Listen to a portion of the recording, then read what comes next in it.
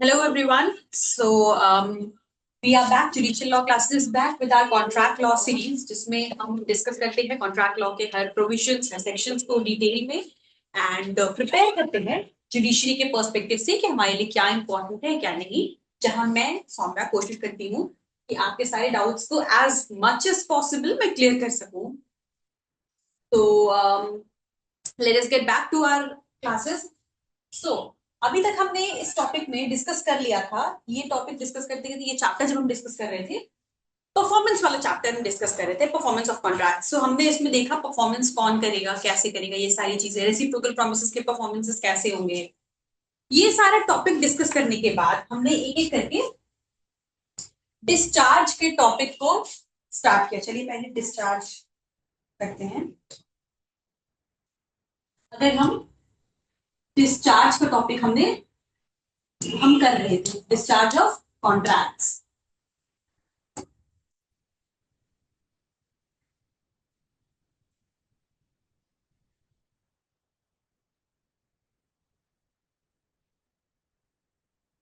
तो discharge of contracts की बात करते हुए इसका मैं क्विक रिवीजन देते हुए आज के टॉपिक पे आऊंगी, जो कि हमें पढ़ना है discharge by breach of contract. So meanwhile before starting the topic a quick revision of हमने अब तक डिस्चार्ज के टॉपिक में क्या क्या पढ़ा। सो डिस्चार्ज का मतलब हमने देखा कि डिस्चार्ज का बेसिकली मतलब क्या होता है, कॉन्ट्रैक्ट का खत्म हो जाना, टर्मिनेशन ऑफ कॉन्ट्रैक्ट।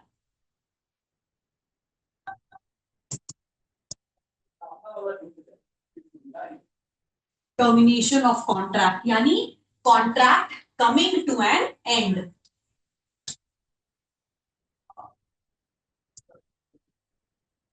मतलब कॉन्ट्रैक्ट बेसिकली खत्म हो गया, डिस्चार्ज मतलब कॉन्ट्रैक्ट खत्म हो गया। ठीक है। अब कॉन्ट्रैक्ट खत्म हो गया का मतलब बहुत तरीके से हो सकता है, बहुत तरीके से होता है। जैसे इसमें क्या क्या मेन डिस्चार्ज, बहुत तरीके जो है, ये है बहुत सारे डिस्चार्ज के मोड्स, ये है modes of discharge.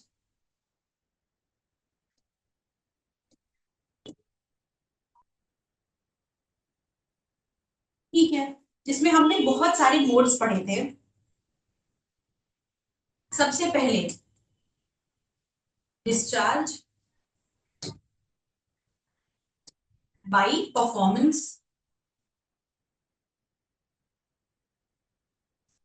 Discharge by performance मतलब ये जो एंटायर चैप्टर हमने पढ़ा कि परफॉर्म करके कॉन्ट्रैक्ट को खत्म करना, मतलब परफॉर्म करके मतलब कैसे, पार्टीज जो दोनों पार्टीज है, एक कॉन्ट्रैक्ट के अंदर दो पार्टीज है, तो दो पार्टीज जो दोनों पार्टीज है उन्होंने अपने पार्ट के परफॉर्मेंस को कर लिया, जिससे कि कॉन्ट्रैक्ट जिस पर्पस के लिए बना था वो सर्व हो गया एंड दस कॉन्ट्रैक्ट खत्म हो गया। ठीक है, पार्टीज ने परफॉर्मेंस कर ली।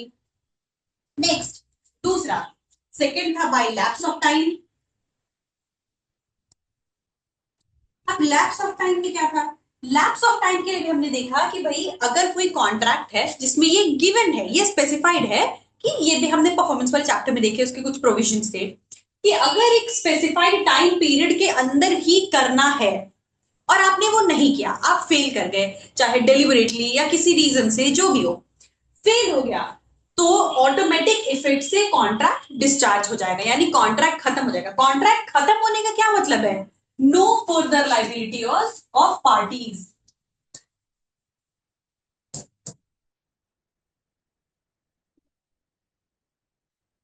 अब पार्टीज की एक दूसरे के लिए कोई लाइबिलिटीज नहीं बनती है। ठीक है, थर्ड हो गया। थर्ड क्या था, by impossibility of performance.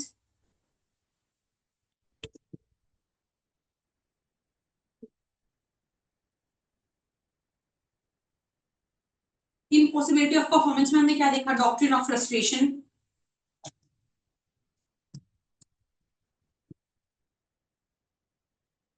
Section 56 देखा कि भाई दो तरीके की इसमें इम्पॉसिबिलिटी थी। एक तो ऐसा कॉन्ट्रैक्ट ही ऐसा बनाया कि शुरू से उसको करना पॉसिबल ही नहीं है, जैसे मैंने एग्जांपल में किया था, किसी डेड पर्सन को अलाइव कर देना, अगर हो जाए तो उस पर कोई कॉन्ट्रैक्ट, इस तरीके से कॉन्ट्रैक्ट ये पॉसिबल ही नहीं है, या ये इनिशियल इम्पॉसिबिलिटी थी। इसमें फिर था सब्सिक्वेंट या सुपरवीनिंग इम्पॉसिबिलिटी।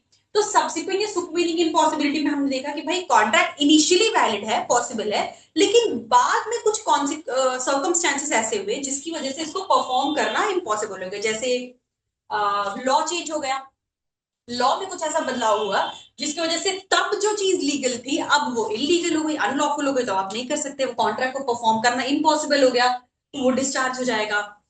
या सब्जेक्ट मैटर को ही डिस्ट्रॉय हो गया, उसका ही डिस्ट्रक्शन हो गया, तो अगर वैसा कुछ है तो भी इम्पॉसिबल है। जब सब्जेक्ट मैटर ही खत्म हो गया तो फिर कॉन्ट्रैक्ट नहीं फुलफिल हो सकता है, उस केस में भी कॉन्ट्रैक्ट डिस्चार्ज हो जाएगा। ये हुए तीन मोड्स। उसके बाद फोर्थ था हमारा बाय ऑपरेशन ऑफ लॉ।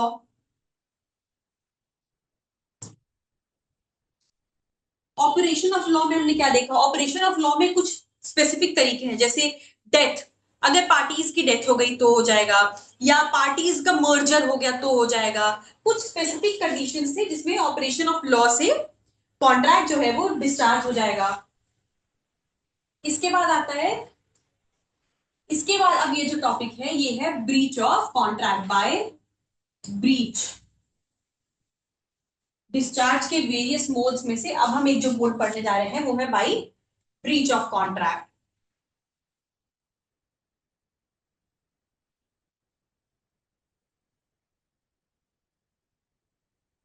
देखिए एक एक करके सारे, और एक और छूट गया, discharge by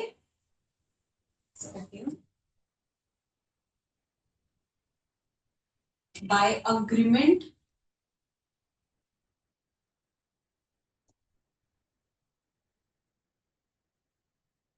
discharge by agreement या कंसेंट, जहां हमने देखा पार्टीज म्यूचुअली डिसाइड करके, आपस में डिसाइड करके खत्म करके, जिसके अंदर हमने बहुत सारे तरीके देखे, इसके बहुत सारे मोड्स देखे, जैसे नोवेशन जिसमें सब्सटीट्यूट करके नया कॉन्ट्रैक्ट आ गया पुराने की जगह पे, तो जब पुराने की जगह पे नया आ गया तो पुराना वाला डिस्चार्ज हो गया, या ऑल्टरेशन टर्म्स बदल दिए, या फिर रिसिशन उसका कैंसिलेशन कर दिया कि भाई नहीं अब नहीं करना है, खत्म, रिफ्यूज कर दिया पार्टी ने, या फिर रेमिशन, रेमिट करना, रेमिट करना में क्या था भाई, एक्चुअल कॉन्ट्रैक्ट किसी और चीज का था लेकिन उसको उसके सेटिस्फैक्शन में, मतलब उसके सेटिस्फैक्शन में लेसर परफॉर्मेंस को एक्सेप्ट कर लिया, वो हो जाएगा रेमिशन।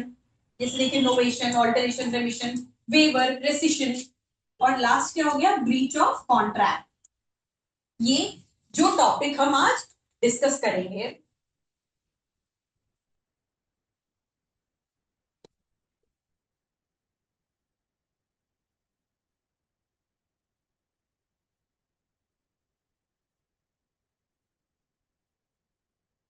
ये एक एक करके हमने सारा डिस्कस कर लिया, हमने परफॉर्मेंस डिस्कस किया, हमने लैप्स ऑफ टाइम डिस्कस किया, हमने इम्पॉसिबिलिटी ऑफ परफॉर्मेंस डिस्कस किया, हमने ऑपरेशन ऑफ लॉ डिस्कस किया, अग्रीमेंट भी कर लिया, और आज के लिए जो टॉपिक है वो है बाय ब्रीच, यानी discharge by breach of contract. ये टॉपिक हमें आज करना है।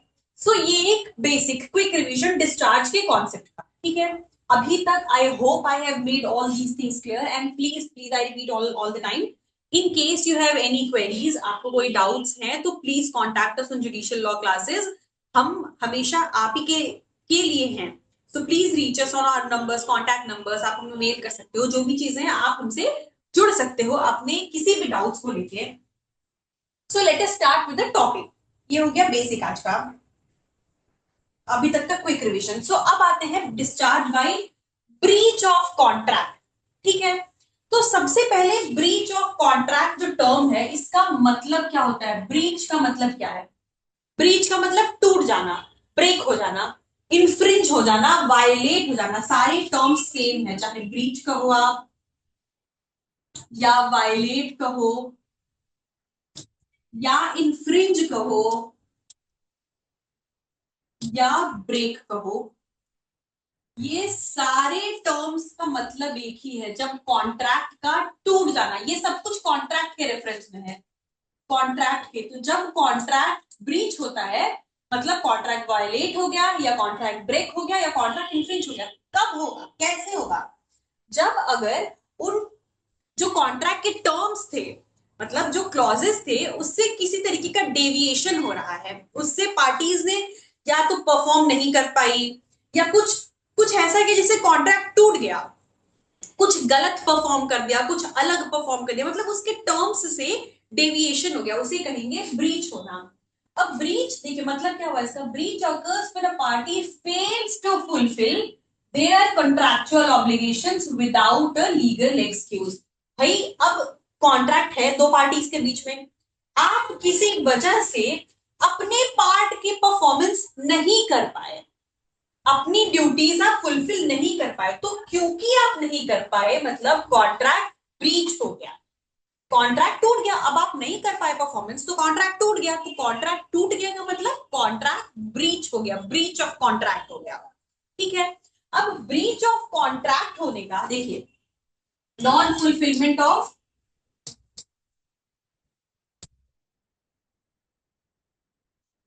Non fulfilment of obligations, contractual obligations,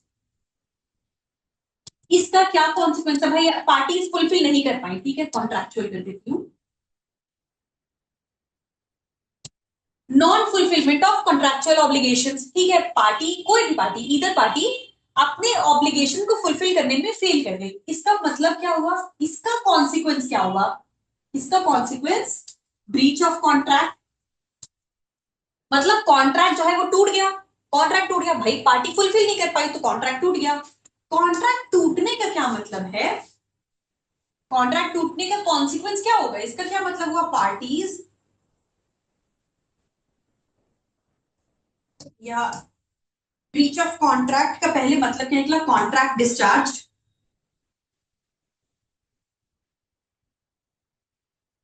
अब क्योंकि कॉन्ट्रैक्ट टूट गया, जब कॉन्ट्रैक्ट ही टूट गया, जिस कॉन्ट्रैक्ट से दोनों पार्टीज बने तो कॉन्ट्रैक्ट खत्म हो गया, मतलब क्या हुआ, कॉन्ट्रैक्ट डिस्चार्ज हो गया।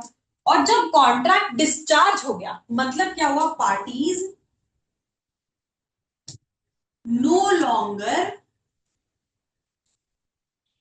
Liable to each other. अब पार्टीज एक दूसरे के लिए बंधी हुई नहीं है, कॉन्ट्रैक्ट खत्म हो गया, जिस कॉन्ट्रैक्ट से बंधे हुए थे वही कॉन्ट्रैक्ट टूट गया, नॉन फुलफिलमेंट में से कॉन्ट्रैक्ट टूट गया। कॉन्ट्रैक्ट टूटने का क्या मतलब है, कॉन्ट्रैक्ट डिस्चार्ज हो गया, अब खत्म हो गया, टूट गया तो खत्म हो गया, कॉन्ट्रैक्ट खत्म होने की वजह से अब क्या हुआ, पार्टीज एक दूसरे के लिए अब रिस्पॉन्सिबल नहीं है।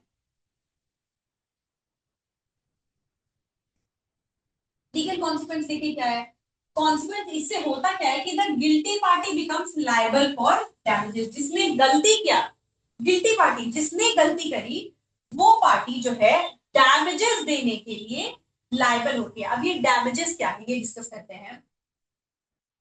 और दूसरी पार्टी क्या है, innocent parties discharge from performing their remaining obligation. दो पार्टी है ए एंड बी, ठीक है, ए एंड बी, इनके बीच एक कॉन्ट्रैक्ट बना।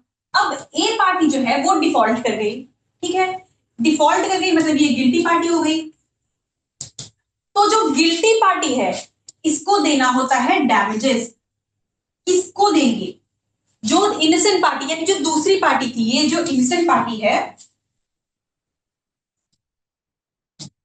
गिल्टी पार्टी इनोसेंट पार्टी को डैमेजेस देगी, और साथ ही जो इनोसेंट पार्टी है इनके पास भाई इनका राइट है कि अब कॉन्ट्रैक्ट डिस्चार्ज हो गया मतलब खत्म हो गया, अब इनको फर्दर कोई ऑब्लिगेशंस नहीं पूरे करने हैं, ठीक है। सो यहाँ पे एक टर्म है डैमेजेस, गिल्टी पार्टी जो है बिकम्स लायबल फॉर डैमेजेस, ठीक है, डैमेजेस है यहाँ पे। तो सबसे पहले कॉन्सेप्ट आता है, हमने अभी तक वर्ड सुना है डैमेज, हम जानते हैं डैमेज टर्म, लेकिन यहाँ डैमेजेस कह रहा है। सो ये क्या है डैमेज, क्या बहुत सारे डैमेज को, मल्टीपल डैमेज को हम डैमेजेस कह रहे हैं, जैसे एस लगा दिया तो प्लूरल हो गया। तो the answer is absolutely no, दो कंप्लीटली डिफरेंट टॉपिक्स कॉन्सेप्ट्स हैं। इन ऑर्डर टू अंडरस्टैंड इस पूरी चीज को ये डिफरेंस पहले समझना बहुत जरूरी है। तो डैमेज पहले तो ये बहुत जरूरी है इस चीज को क्लियर करना, ताकि कंफ्यूजन आगे ना हो, डैमेज वर्सेस डैमेजेस। डैमेज का क्या मतलब हुआ, डैमेज मतलब जो लॉस हुआ, ठीक है, डैमेज मतलब क्या, जो लॉस हुआ।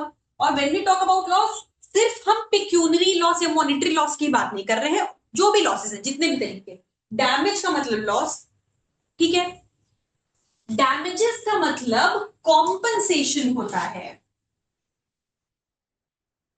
तो ये दोनों टर्म्स कंप्लीटली अलग अलग हैं। जब डैमेज कहेंगे हम, जहां भी डैमेज टर्म आएगा, बहुत क्लियर यहाँ पे कंफ्यूजन नहीं होना चाहिए, मतलब ऐसा नहीं कि डैमेजेस पढ़ा और डैमेज समझ लिया, जो वर्ड लिखा है वही समझेंगे। The guilty party becomes liable for, देखिए ऐसे भी कह सकते थे इसे, the guilty party becomes liable for, अगर आपने डैमेजेस पढ़ा लेकिन डैमेज समझा, ठीक है, इसका मतलब क्या हो जाएगा, अगर हम यहाँ पे डैमेज पढ़ते हैं, गिल्टी पार्टी जो है वो डैमेज के लिए लायबल होगी, ठीक है, लेकिन डैमेजेस कह रहा है, मतलब ये कि गिल्टी पार्टी लॉस के लिए लायबल नहीं हो रही है, मतलब ऑफ कोर्स वो तो है ही, लेकिन गिल्टी पार्टी की ड्यूटी है कि वो कॉम्पनसेशन दे, डैमेजेस, जो डैमेज हो रहा है उसके लिए जो इनोसेंट पार्टी है उसको कॉम्पनसेशन देने के लिए लायबल है। तो डैमेज एंड डैमेजेस दो डिफरेंट टर्म्स हैं, where damage means the loss, damage का मतलब लॉस होता है, डैमेजेस का मतलब कॉम्पनसेशन होता है। तो दो अलग अलग टर्म है, प्लीज प्लीज रिमेंबर दिस कि जहां डैमेज टर्म यूज हो, नेवर एवर गेट कंफ्यूज कि डैमेज को गलती से डैमेजेस लिख दिया है या मल्टीपल डैमेज की बात करें, बहुत सारे डैमेज नहीं, जहां डैमेजेस टर्म है मतलब मल्टीपल डैमेज नहीं बल्कि कॉम्पनसेशन की बात की जा रही है, और जहां डैमेज है वहां हम लॉस समझेंगे।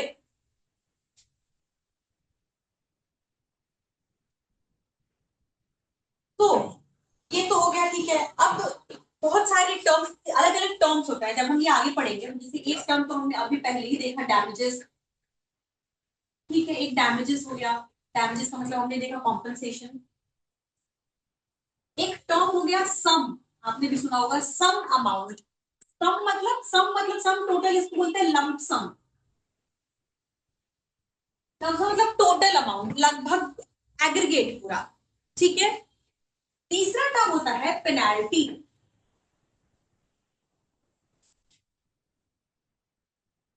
अब ये पेनाल्टी क्या है, पेनाल्टी का मतलब जो पनिशमेंट के तौर पे, पेनाल्टी पनिशमेंट, पनिशमेंट के तौर पे जो इम्पोज किया जाएगा, जो अमाउंट, जैसे आपने गलती करी, किसी को 5,000 का लॉस हुआ, ठीक है, आपके ऊपर कोर्ट ने 5,000 का तो आपने लॉस, आपकी वजह से लॉस हो गया, प्लस उसको मेंटल उसको जो इतना स्ट्रेस हुआ, प्लस रेप्यूटेशन को डैमेज हुआ, सारी चीजों को देखते हुए कोर्ट को लगता है कि नहीं 50,000 तो आपको पनिशमेंट के तौर पे कॉम्पेंसेशन देना चाहिए, तो ये पेनाल्टी अमाउंट जो है ये है। भाई पनिशमेंट के लिए जो अमाउंट लगाया जाता है, जो कोर्ट लगाता है, वो पेनाल्टी है, ठीक है। पेनाल्टी अमाउंट जो है वो कभी भी डैमेजेस के बराबर नहीं होती है, डैमेजेस क्या है मतलब कॉम्पेंसेशन, कॉम्पेंसेशन के बराबर नहीं होगी बल्कि हमेशा ज्यादा होती है। क्यों? क्योंकि कोर्ट देखा, जैसे मैंने कहा 5,000 का लॉस हुआ, भाई 5,000 का तो लॉस हुआ लेकिन मेंटल एग्नी हुई, रेप्यूटेशन को डैमेज हुआ, सारी चीजें हुई, तो हम ये भी तो कैलकुलेट करेंगे। तो पेनाल्टी का जो अमाउंट होगा वो कॉम्पेंसेशन से हमेशा ज्यादा होता है। ये तीन टर्म्स हैं जिसके बीच का डिस्टिंक्शन समझना बहुत जरूरी है, क्योंकि आगे आने वाले सेक्शन में ये चीजें हम समझेंगे, ये वर्ड्स आएंगे, तो जहां पे जो टर्म होगा उसका रेफरेंस समझना बहुत जरूरी है, कि जहां पे डैमेजेस टर्म है मतलब कॉम्पनसेशन अमाउंट की बात की गई है, जहां पे sum amount, sum word use हो रहा है, वहां पे टोटल अमाउंट यानी लमसम अमाउंट, जो लमसम जिसे हम कहते हैं उसकी बात की गई है, और जहां पेनाल्टी वर्ड यूज होगा मतलब कोर्ट ने लगाया है एज पनिशमेंट, और ये अमाउंट हमेशा हमेशा कॉम्पनसेशन से ज्यादा होता है। अब इससे पहले कि हम ब्रीच पे आए, हम बात कर रहे हैं क्योंकि डैमेज की बात हम कर रहे हैं, डैमेजेस की, तो बहुत सारे तरीके के डैमेजेस होते हैं। अभी तक तो हमने डैमेज समझा, डैमेजेस समझा, हमने सबसे पहले क्या देखा, अभी क्या देखा कि भाई ब्रीच का मतलब क्या होता है, ठीक है, डिस्चार्ज बाय ब्रीच हम कह रहे हैं, तो ब्रीच का मतलब क्या होता है, ठीक है। ब्रीच में हमने देखा कि भाई जो गिल्टी पार्टी है वो गिल्टी पार्टी लायबल होती है डैमेजेस देने के लिए, ठीक है, डैमेजेस का मतलब हमने समझा कॉम्पनसेशन, फिर तीन अलग अलग टर्म्स का मतलब समझा। अब इससे पहले कि ब्रीच के टाइप्स और ये सारी चीजें हम डिटेल में डिस्कस करें, आगे बढ़े, जरूरी ये है कि हम पहले डैमेजेस के टाइप्स को समझें, कि कॉम्पनसेशन डैमेजेस जो हम कह रहे हैं वो कितने टाइप का है। तो types of damages,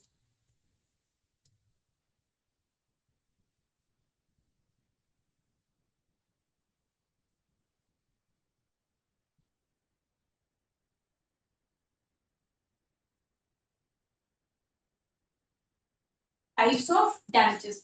now damages बहुत तरीके के होते हैं, डैमेजेस का मतलब please remember compensation, wherever we use the term damages मतलब कॉम्पनसेशन।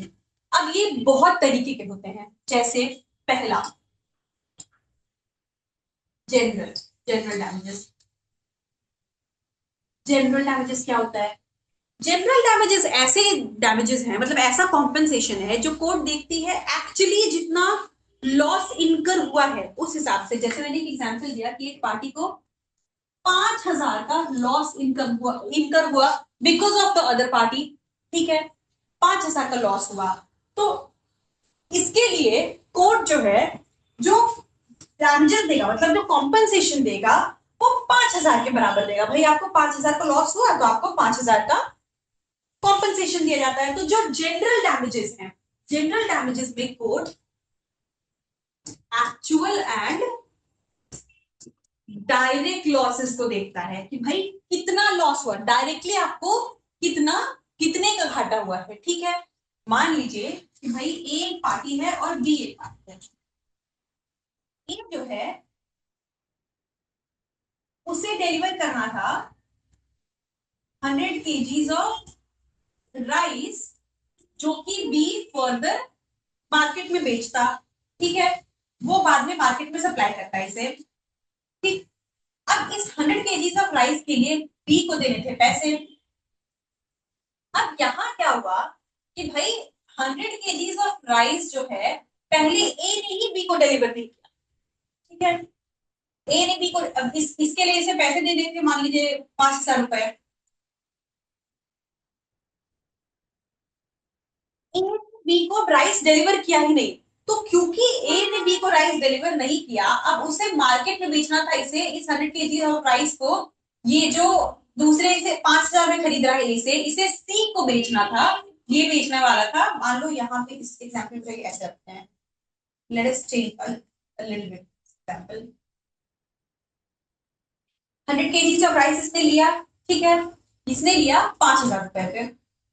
अब ये इसी को सी को बेचने वाला था, ये 8,000 के लिए। ठीक है, ये 5,000 पे तय हुआ, ये इसको 8,000 देगा।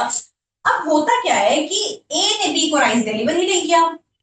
ठीक है, ए ने बी को राइस डिलीवर नहीं किया, जिससे इसको 8,000 का घाटा हुआ।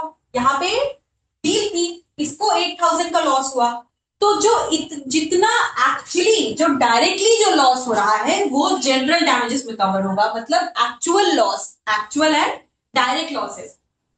दूसरा दूसरा होता है special damages.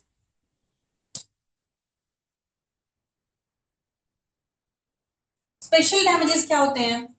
Special damages arise out of special circumstances.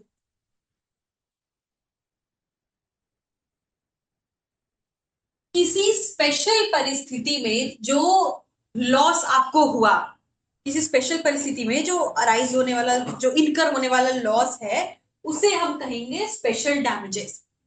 ठीक है, कुछ स्पेशल सिनेरियो था, उसमें वो लॉस उसको हुआ, तो उसे कहेंगे हम स्पेशल, जो जनरल के अलावा स्पेशल डैमेजेस। ठीक है, तीसरा होता है,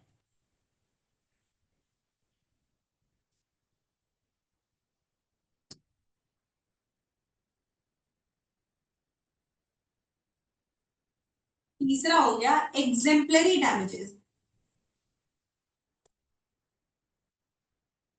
अब ये एग्जेम्पलरी डैमेजेस क्या है? एग्जेम्पलरी वर्ड जो है वो आता है वर्ड एग्जाम्पल से। एग्जेम्पलरी एग्जाम्पल वर्ड से आता है।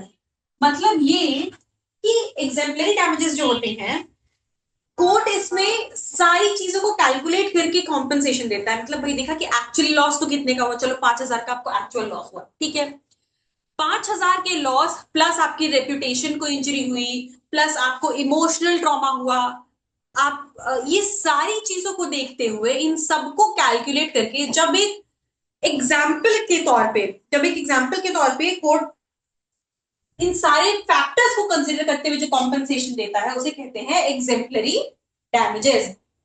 एग्जाम्पल सेट करने के लिए ऐसा किया जाता है, ये ज्यादा अमाउंट होता है कि भाई एक्चुअल लॉस तो है ही है, लेकिन हम ये देखते हैं कि भाई इसके साथ साथ आपको इमोशनल भी तो शॉक हुआ, इमोशनल झटका लगा, इमोशनल ट्रॉमा आपका हुआ, रेप्यूटेशन को आपके हार्म हुआ। तो ये सारी चीजों को हम कंसिडर करेंगे, इन सारे फैक्टर्स को कैलकुलेट करेंगे और उसके बाद फिर आपको कॉम्पनसेशन दिया जाएगा, उसे कहते हैं एग्जेम्पलरी।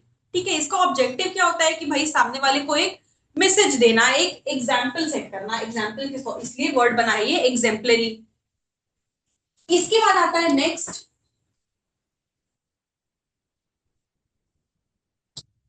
नेक्स्ट आता है फोर्थ, नॉमिनल डैमेजेस। अब नॉमिनल वर्ड हम श्योर सबने सुन रखा होगा, भले नॉमिनल डैमेजेस पता हो या नहीं। नॉमिनल का मतलब होता है बहुत छोटा, वेरी स्मॉल, स्लाइट।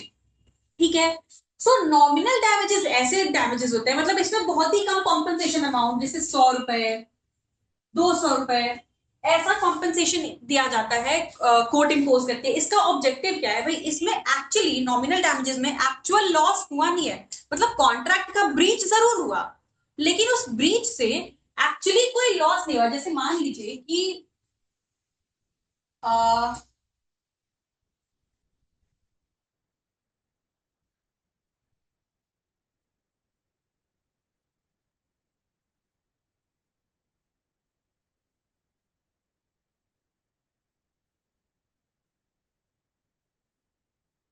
जैसे कि मान लीजिए कि कोर्ट ने, सॉरी, ए एक पार्टी है और बी एक दूसरी पार्टी है। अब इसे इससे खरीदना था 500 रुपए के सामान, ठीक है, जो कि ए ने डिलीवर नहीं किए। ए को बी से 500 रुपए के सामान लेते, जिससे कॉन्ट्रैक्ट का ब्रीच हो गया। बी को लॉस तो हुआ, 500 रुपए के सामान ए को बी को डिलीवर करने थे, लेकिन ए ने नहीं किया, जिससे उसे लॉस हुआ। लेकिन बी ने क्या किया कि मार्केट में एक्स से जाके वही सामान ठीक 500 रुपए पे खरीद लिए।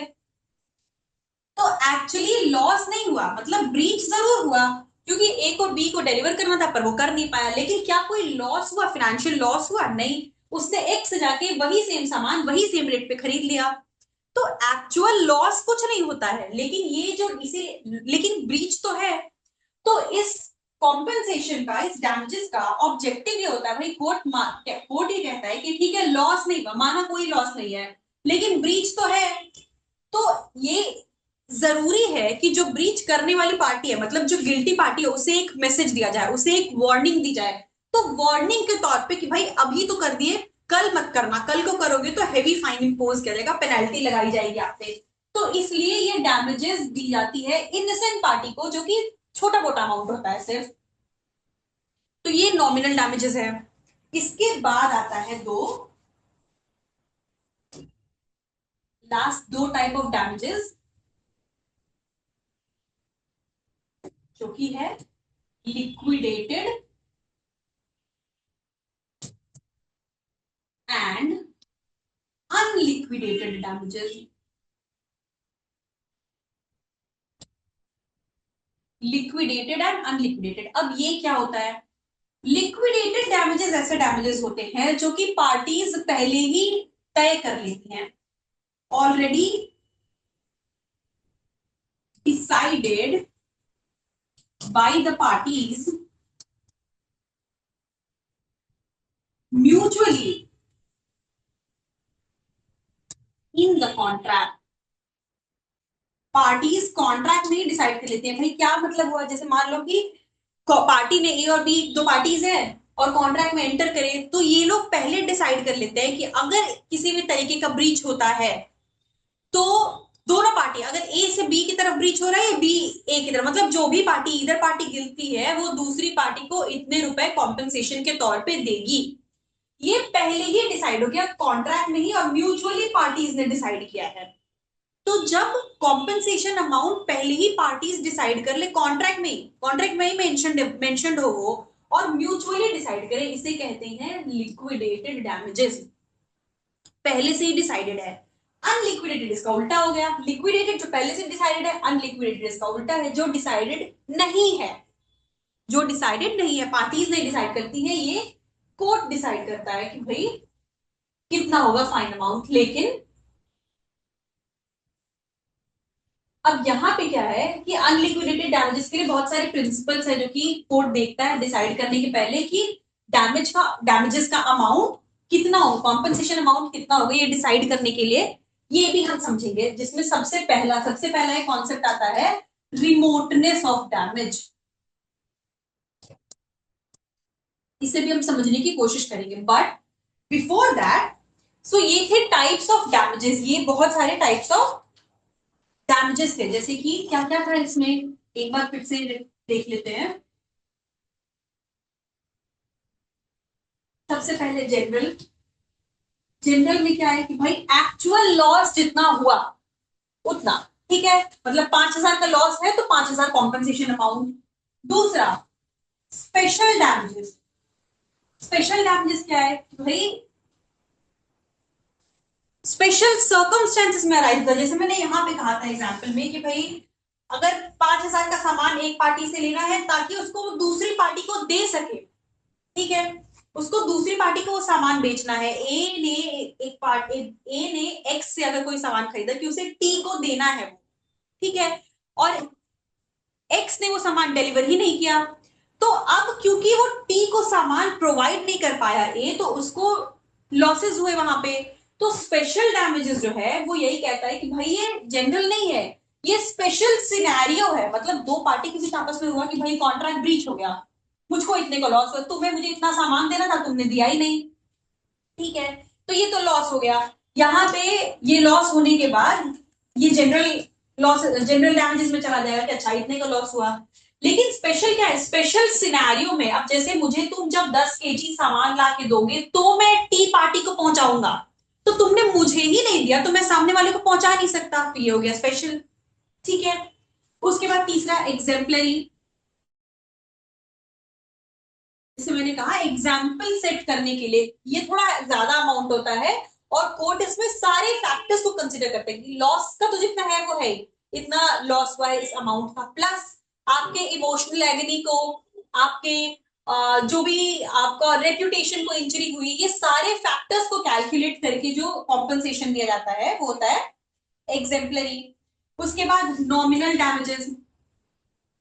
नॉमिनल डैमेजेस में क्या है, एक्चुअल कोई लॉस नहीं है, मतलब कॉन्ट्रैक्ट का ब्रीच जरूर है लेकिन एक्चुअल कोई पिक्यूनरी लॉस नहीं है, कोई मॉनेटरी हार्म नहीं हुआ है, कोई मॉनेटरी लॉस नहीं है, लेकिन पार्टी को वार्निंग के तौर पे, जो गिल्टी पार्टी है उसे एक वार्निंग के तौर पे कि भाई लास्ट मौका है, इस बार तो कर दिया अगली बार नहीं, फर्स्ट एंड लास्ट वार्निंग है, अगली बार से करोगे तो फिर पेनल्टी इंपोज होगी। तो इसलिए सिर्फ डैमेजेस, नॉमिनल डैमेजेस का कॉन्सेप्ट है कि सामने वाली जो इनसेंट पार्टी थी, ठीक है आपको लॉस नहीं हुआ, लेकिन इसीलिए वो अमाउंट ऐसा होता है कि 50 रुपए 100 रुपए, आपने सुना होगा इस तरीके कि आपको एक्चुअल कोई लॉस नहीं हुआ है लेकिन सिर्फ object is to give a warning to the other party. इसके बाद नॉमिनल के बाद लिक्विडेटेड डैमेजेस और अनलिक्विडेटेड डैमेजेस।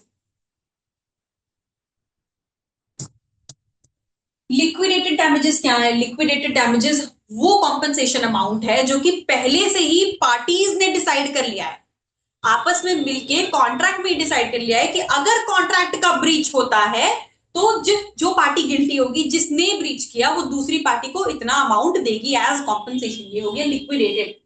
और अनलिक्विडेटेड डैमेजेस मतलब ऑलरेडी डिसाइडेड नहीं है, ये कोर्ट डिसाइड करता है, अनलिक्विडेटेड डैमेजेस में अमाउंट डिसाइडेड नहीं है, कोर्ट डिसाइड करेगी। ये सब, ये जितने भी टाइप के डैमेजेस हैं ये सब कब अराइज होंगे, जब कॉन्ट्रैक्ट का ब्रीच हो रहा है, मतलब पार्टी फुलफिल करने से रह गई, नहीं कर पाई, पार्टी अपनी पार्ट के ऑब्लिगेशंस को फुलफिल नहीं कर पाई, तब ब्रीच होने के कंडीशंस में ये सारे टाइप के डैमेजेस आ रहे हैं। जब जितना ब्रीच हुआ, ब्रीच होने के बाद एक्चुअल जितना लॉस हुआ उतने का ही जब डैमेजेस है जनरल है, किसी स्पेशल सिनेरियो में हो रहा है, कुछ स्पेसिफिक सर्कमस्टेंसेस है तो स्पेशल हो गया, फिर सारी चीजों को कैलकुलेट करके एग्जाम्पल सेट करने के तौर पे दिया गया, एग्जेम्पलरी हो गया, कोई डैमेज नहीं है फिर भी कॉम्पनसेशन वार्निंग के तौर पे दिया गया, नॉमिनल हो गया, और लिक्विडेटेड और अनलिक्विडेटेड डैमेजेस, ये हो गए टाइप्स ऑफ डैमेजेस हमारे।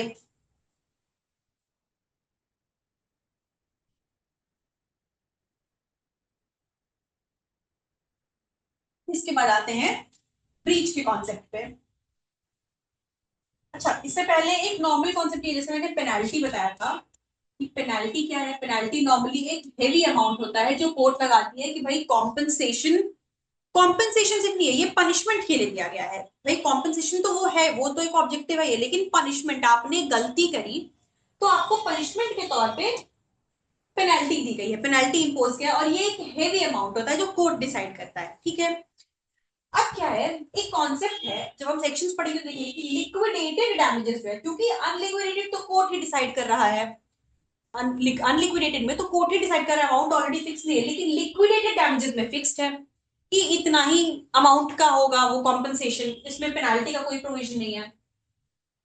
तो एक कॉन्सेप्ट, एक कॉन्सेप्ट ये है कि पेनाल्टी जो होती है लिक्विडेटेड डैमेजेस के केस में उस अमाउंट को कोर्ट रिड्यूस नहीं करा सकता। मतलब मान लीजिए वो मैक्सिमम अमाउंट होता है कि भैया 5,000 तक का लिक्विडेटेड डैमेजेस रखा गया है, इसमें कॉन्ट्रैक्ट में है कि अच्छा लॉस होने के केस में पार्टी जो है 5,000 तक का डैमेजेस पे करेगी, ठीक है। अब क्या होता है कि 5,000 पेनाल्टी हो सकती है जब किसी भी कॉन्ट्रैक्ट में, जब आप देखो कि एक रीजनेबल अमाउंट है जैसे 5,000, ठीक है, तो वो लिक्विडेटेड डैमेजेस है। लेकिन जब बहुत ज्यादा, क्योंकि मैंने कहा पेनाल्टी में एक हेफ्टी अमाउंट होता है, यही अगर रखा जाए 50 लाख या 5 करोड़, ठीक है, चलिए 50 लाख लेते, तो ये पेनाल्टी होती है।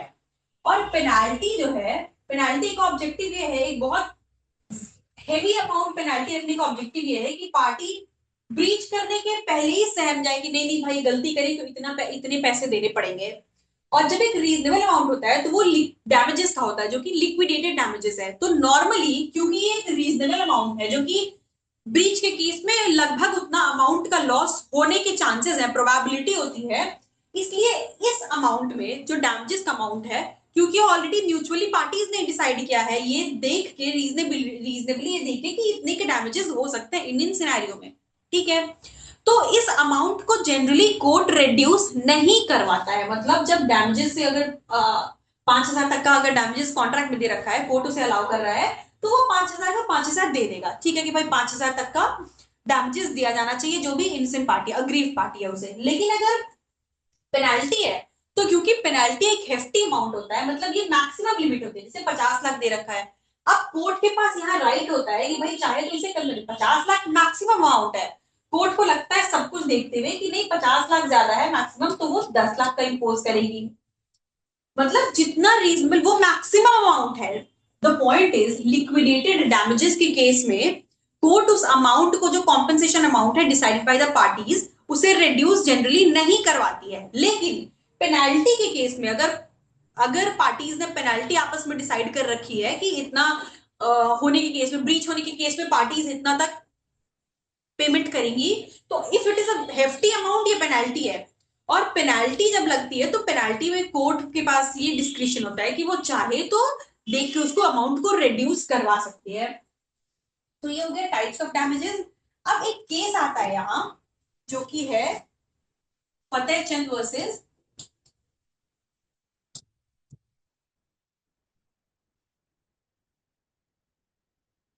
फतेह चंद वर्सेस बाल किशन दास।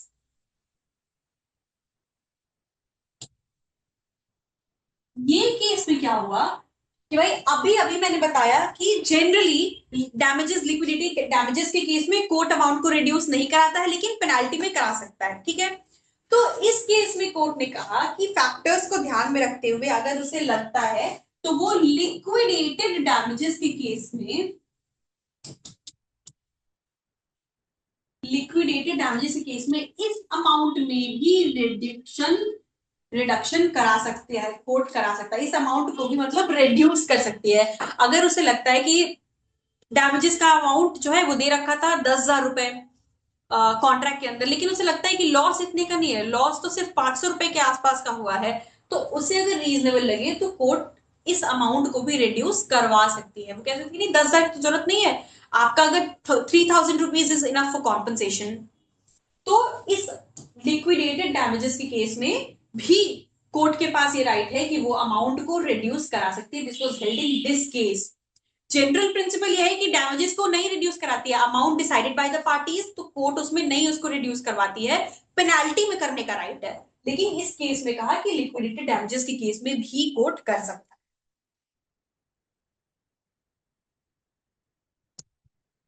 अब आते हैं ब्रीच पे।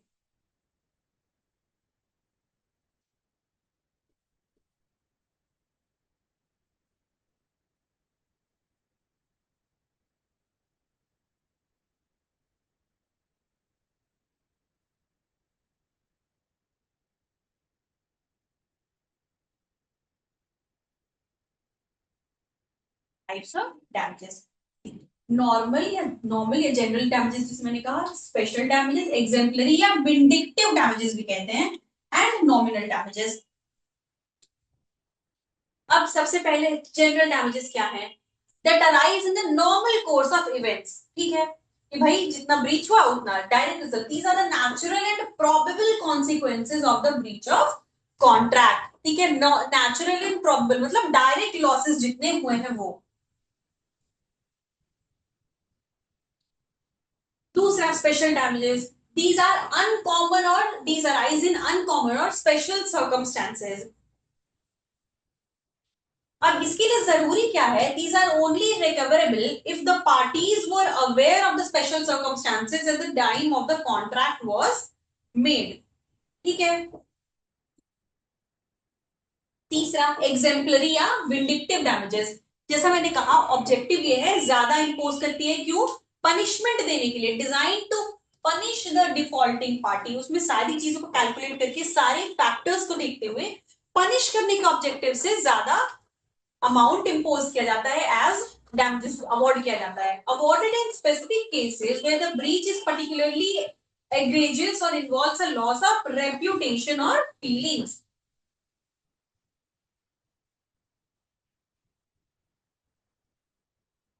Then now nominal damages awarded in very small amount, 1 रुपए 10 रुपए ऐसा। पर्पस क्या है? To acknowledge that the party was technically right even if no financial loss was proven। भाई लॉस नहीं हुआ लेकिन ब्रीच हुआ है, तो बात तो आपकी सही है, तो सिर्फ आपकी बात रखने के लिए और सामने वाले को वार्न करने के लिए कि अभी तो लॉस नहीं हुआ लेकिन करा है आपने, आपने गलत किया है, अगली बार करोगे तो आप पे फाइन इम्पोज किया जाएगा। अब इसमें दो और तरीके हैं जो हमने डिस्कस किए जो यहाँ नहीं है, जिसमें हो गया liquidated and unliquidated damages.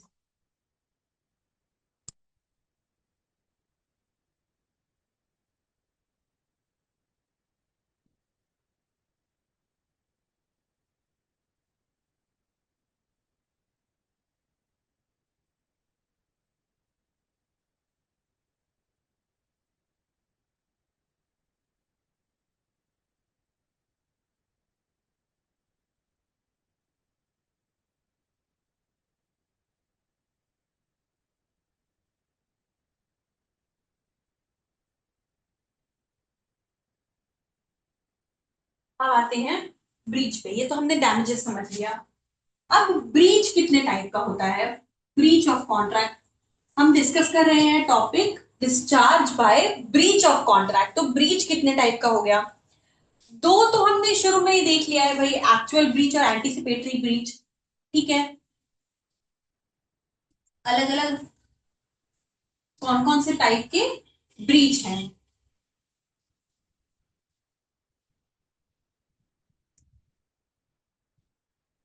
Actual breach,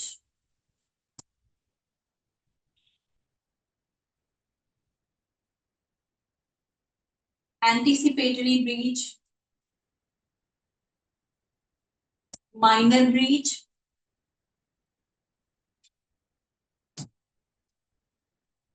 fundamental breach और लास्ट रेप्यूडिएटरी। ये पांच जो है ये मेन ब्रीच के टाइप्स हैं, इन पांच तरीके के ब्रीचेस होते हैं। ऑल दो हमारे कॉन्ट्रैक्ट एक्ट जब हम देखेंगे, कॉन्ट्रैक्ट एक्ट में ये दो ही तरीके के ब्रीच को रिकॉग्नाइज करता है, सिर्फ एक्चुअल ब्रीच और एंटीसिपेटरी ब्रीच। एंटीसिपेटरी ब्रीच हमने ऑलरेडी पढ़ रखा है, इफ यू ऑल रिमेंबर हमने ये सेक्शन 39 में पढ़ा है। सेक्शन 39 में हमने एंटीसिपेटरी ब्रीच पढ़ रखा है, लेकिन कॉन्ट्रैक्ट एक्ट में यही दो है, लेकिन मेजरली ये पांच तरीके के ब्रीच होते हैं। अब क्या क्या है ये? एक्चुअल ब्रीच, एक्चुअल ब्रीच क्या है? The failure occurs the moment the performance is due. Actually जब परफॉर्मेंस करनी थी तब ब्रीच हो गया। ठीक है, तब उसको फुलफिल नहीं किया, जिस मोमेंट करना था आपने नहीं परफॉर्म किया, नहीं आपने ड्यूटीज की फुलफिलमेंट की, तो वो ब्रीच हो गया, वो हो गया एक्चुअल ब्रीच। ठीक है, जब करना था, मतलब आज अगर प्रोडक्ट की डिलीवरी थी या आज मेरा कॉन्ट्रैक्ट था कि मुझे आज जाके कहीं सिंगिंग करनी है, परफॉर्म या पेंटिंग करनी है, आज मुझे पेंटिंग करना है कहीं जाके, उसके बदले मुझे पैसे मिलने वाले थे, मैंने आज ही जाने के पहले सामने वाले को कॉल करके ऑर्गेनाइजर्स को बोला कि नहीं मैं नहीं आऊं। तो जब परफॉर्मेंस ड्यू है उसी वक्त उसे, जिस वक्त ड्यू है उस वक्त उसे उसका परफॉर्मेंस नहीं होना, वो हो गया एक्चुअल ब्रीच। फेलियर उसी मोमेंट हो रहा है जब परफॉर्मेंस होनी थी। एंटीसिपेटरी, एंटीसिपेटरी मैंने पहले ही बताया था, comes from the word anticipation. Anticipation क्या होता है? एंटीसिपेशन मतलब बिफोर हैंड, पहले ही उसको अनुमान लगा लेना, अंदाजा लगा लेना। मतलब एंटीसिपेटरी ब्रीच में ये होता है कि परफॉर्मेंस ड्यू बाद के लिए है, लेकिन ड्यू डेट से पहले ही उस कॉन्ट्रैक्ट का फेल हो जाना, मतलब उस कॉन्ट्रैक्ट का ब्रीच हो जाना। जैसे अभी एक्चुअल ब्रीच में मैंने क्या एग्जांपल दिया कि मुझे आज जाके 7 बजे शाम में कहीं पे एक अपनी पेंटिंग एक बनानी है जिसके लिए मुझे पैसे मिलने हैं। मैंने थोड़ी देर पहले, 7 बजने की थोड़ी देर पहले, अबाउट 15 or 20 मिनट्स पहले मैंने कॉल करके ऑर्गेनाइजर्स कहा कि आई won't be coming. Actual breach. इसी एग्जांपल में मान लीजिए जैसे आज शाम की अगर मुझे मेरी डील है, मुझे पेंटिंग बनाने जाना है, मैंने 4 दिन पहले कॉल करके ऑर्गेनाइजर्स को कहा कि आई वोंट बी कमिंग। अब विलिंगली कहा या सर्कमस्टांस हो गए, that is a different thing, पर मैंने पहले ही ड्यू डेट के पहले, ड्यू डेट पे, एक्चुअल ड्यू डेट के पहले, एंटीसिपेटरी, एंटीसिपेटरी अंदाजा लगना, अनुमान लगना पहले ही। तो एंटीसिपेटरी मतलब ड्यू डेट के पहले ही जब हो जाता है उसे the party announces they will not perform before the due date. Due date के पहले ही मना कर देना एंटीसिपेटरी ब्रीच हो गया। ठीक है। अब क्योंकि मैंने 4 दिन पहले ही मना कर दिया तो परफॉर्मेंस भले आज थी, लेकिन पार्टी को, दूसरी पार्टी को, ऑर्गेनाइजर को तो पहले ही पता चल गया, उसे पता है कॉन्ट्रैक्ट ब्रीच हो गया। अब उसके पास राइट है, वो मेरे ऊपर केस फाइल कर सकता है, मुझे सू कर सकता है। तो ये जो पहले ही हो जाता है उसको पता लग गया ब्रीच होने का, तो भाई इसे कहते हैं, इसीलिए क्योंकि वो ड्यू डेट के पहले है तो ये एंटीसिपेटरी। माइनर, माइनर ब्रीच में क्या है कि बहुत इतना छोटा सा कॉन्ट्रैक्ट उससे अनएनफोर्सिएबल ही हो। जैसे इन दो केसेस में क्या हुआ कि एक्चुअल डेट आज है, ठीक है, एक्चुअल ब्रीच में कि जब परफॉर्मेंस ड्यू है उस समय ही उसे परफॉर्मेंस से फेल कर दिया, फेलियर हो गया, परफॉर्मेंस का फेलियर हो गया। ठीक है, तो एक्चुअल ब्रीच हो गया। अब क्योंकि परफॉर्मेंस का फेलियर हो गया तो भाई अब जब मैंने मना कर दी कि मैं नई गाना गाऊंगी या मैं नई पेंटिंग बना रही, तो वो कुछ भी करके नहीं हो सकता है, वो कॉन्ट्रैक्ट टूट गया, ये एक्चुअल ब्रीच हो गया। 4 दिन पहले भी बताया कि भाई नई नई गाना गा रही मैं, I won't be coming to make paintings और I won't be coming to sing, मेरे जगह पे वो दूसरे लोग लेके आए, दैट्स अ डिफरेंट थिंग, पर मेरे एंड पे मैंने कॉन्ट्रैक्ट ब्रीच कर दिया।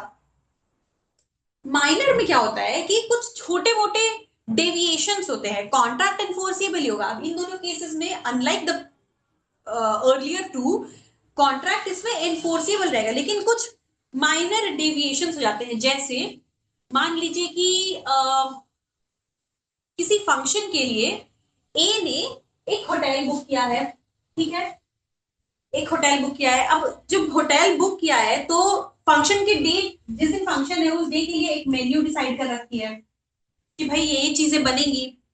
फंक्शन है, फंक्शन के लिए होटल बुक किया, होटल के लिए फंक्शन वाले दिन के लिए होटल में मेन्यू डिसाइड कर रखी है कि भाई ये चीजें उस दिन रहेंगी। अब होटल क्या करता है, जो वहां के जो शेफ है, वहां जो होटल का मैनेजमेंट है, उन्होंने क्या किया कि जो मेन्यू में जो डिशेस बताई गई थी, उन्होंने अगर 25 डिशेस टोटल बताई थी उनमें से 3 डिशेस चेंज कर दिए, बाकी तो 22 वही थे, पर 3 डिश उन्होंने बदल के अपने हिसाब से कुछ और डाल दिया। तो यहाँ क्या होता है कि छोटी सी डेविएशन, डेविएशन मतलब कहीं से बदल जाना थोड़ा बहुत, डेविएशन जरूर है, डेविएट करके, ठीक है। कॉन्ट्रैक्ट के लिए कुछ किसी और चीज का था, वो 25 डिशेस कुछ और थी, लेकिन 22 ही सेम बना, 3 अलग चीजें हो गई, बदल गया, थोड़ी सी वेरिएशन हुई। लेकिन क्योंकि बहुत माइनर है ये, इन्होंने किया बस थोड़े से बदलाव के साथ किया, तो जहां बहुत माइनर है, ब्रीच बहुत माइनर है और उससे कॉन्ट्रैक्ट अनएनफोर्सिएबल नहीं हो रहा है, कॉन्ट्रैक्ट स्टिल एनफोर्सिएबल है।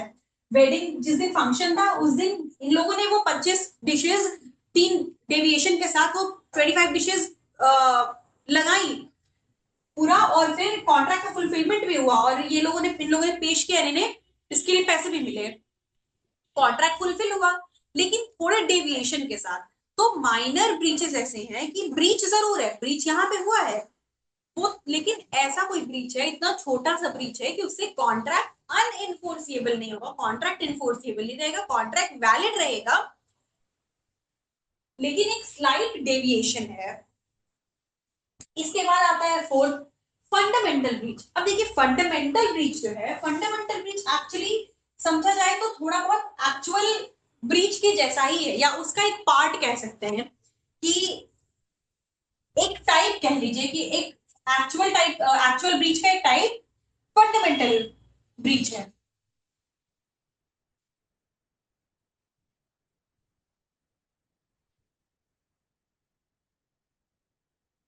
एक्चुअल ब्रीचेस में क्या है कि जरूरी नहीं है भाई, ठीक है ब्रीच हो गया वहां पे, लेकिन हमेशा हर केस पे ये जरूरी नहीं है कि ब्रीच की वजह से कॉन्ट्रैक्ट का पर्पस ही खत्म हो जाए, मतलब उसको अब परफॉर्म करना, कॉन्ट्रैक्ट को परफॉर्म करना इम्पॉसिबल हो जाए या ना हो, फेलियर हो जाए। जैसे मान लीजिए कि अगर डील थी कि भाई 15 फेब को 15 फेब को 20 kgs ऑफ शुगर ए ने बी को देने हैं, ठीक है। अब क्या हुआ, एक्चुअल एक्चुअल ब्रीच में क्या होता है कि ड्यू डेट पे फेल हो गया, 15 फेब को लाना था, डिलीवर करना था, ए नहीं कर पाया, 15 फेब को नहीं हुआ, लेकिन 15 नहीं उसने 18 को डिलीवर किया, ठीक है। ब्रीच तो हुआ, कॉन्ट्रैक्ट ब्रीच हो गया वहां पे, लेकिन जरूरी नहीं है। अब यहाँ पे क्या होता है, ये हमने पहले पढ़ रखा है कि अगर इस चेंज के साथ पार्टी, अगर दूसरी पार्टी जो प्रॉमिस है वो एक्सेप्ट कर लेती है, ठीक है, ये उनके एंड पे हो गया भाई, वो एक्सेप्ट करे या नहीं करे, ब्रीच जरूर हुआ है, एक्चुअल ब्रीच में ब्रीच जरूर हो रहा है, लेकिन हर बार हर एक्चुअल ब्रीच के बाद कॉन्ट्रैक्ट खत्म हो जाए, कॉन्ट्रैक्ट टर्मिनेट हो जाए, ये जरूरी नहीं है। मतलब अगर बी जो है वो 18 को एक्सेप्ट कर लेते डिलीवरी, तो कॉन्ट्रैक्ट रह जाएगा, कॉन्ट्रैक्ट ब्रीच होने के बावजूद भी कॉन्ट्रैक्ट खत्म नहीं होगा, डिस्चार्ज नहीं होगा। लेकिन फंडामेंटल ब्रीच में क्या होता है कि वो है एक्चुअल ब्रीच ही, ड्यू डेट पे वो ब्रीच हो गया, लेकिन कुछ ऐसा मटेरियल ब्रीच है कि उसके बाद कॉन्ट्रैक्ट डिस्चार्ज हो ही जाएगा, कॉन्ट्रैक्ट का उसके बाद एग्जिस्ट करना पॉसिबल ही नहीं है। तो एक्चुअल का एक टाइप ही है, मतलब if this circle is the actual breach, this is the fundamental breach. Actual breach का एक टाइप ही फंडामेंटल ब्रीच है, लेकिन एक्चुअल ब्रीच में क्या है कि भाई ड्यू डेट पे ब्रीच हो गया। अब ड्यू डेट पे फेलियर होने के बाद यहाँ पे क्या है कि पार्टी ने, अगर दूसरी पार्टी मतलब प्रोमिसी ने अगर एक्सेप्ट कर लिया तो कॉन्ट्रैक्ट वैलिड है, ठीक है, डिस्चार्ज नहीं हुआ, वैलिड तो नहीं कहूंगी पर कॉन्ट्रैक्ट डिस्चार्ज नहीं हुआ।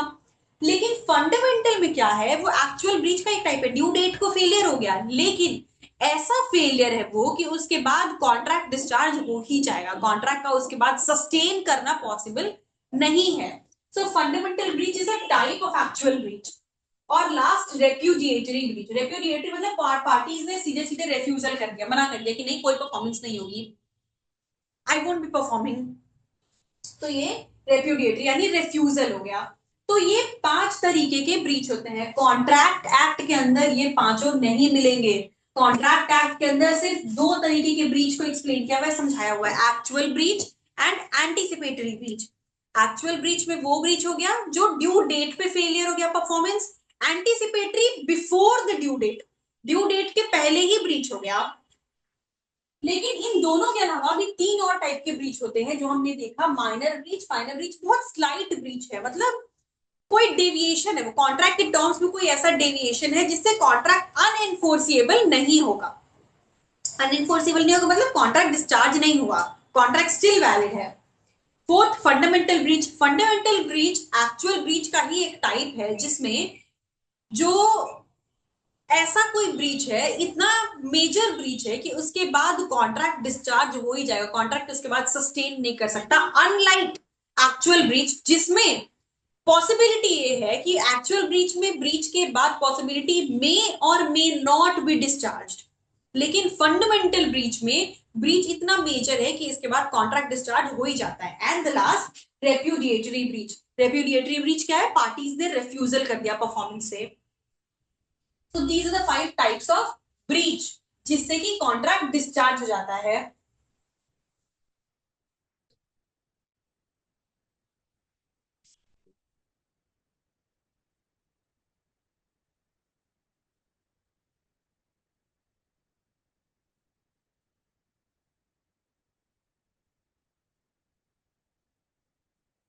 आते हैं, ये तो हमने अभी तक समझ लिया पहले भाई।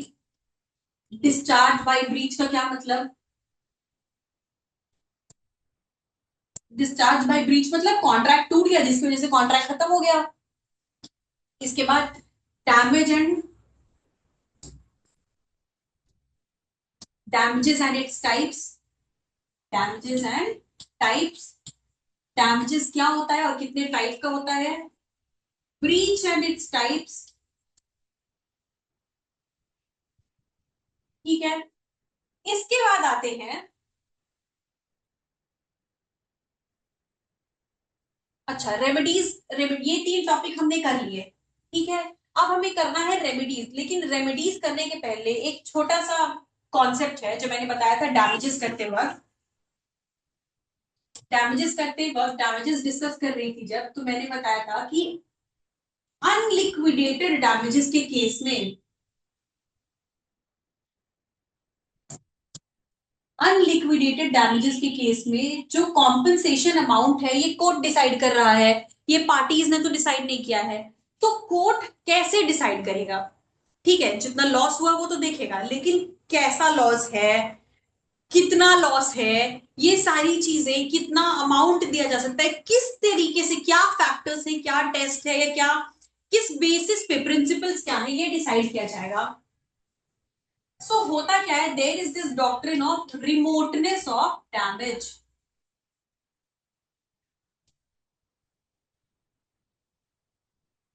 Remoteness of damage. अब ये रिमोटनेस ऑफ क्या है?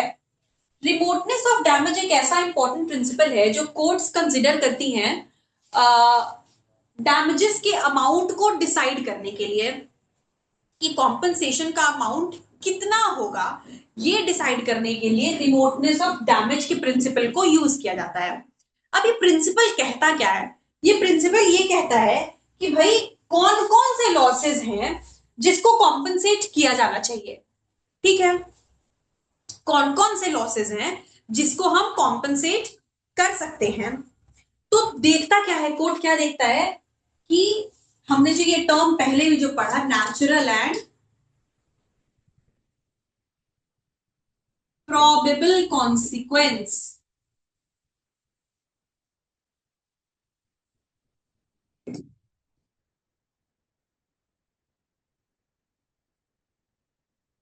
ये टेस्ट क्या है?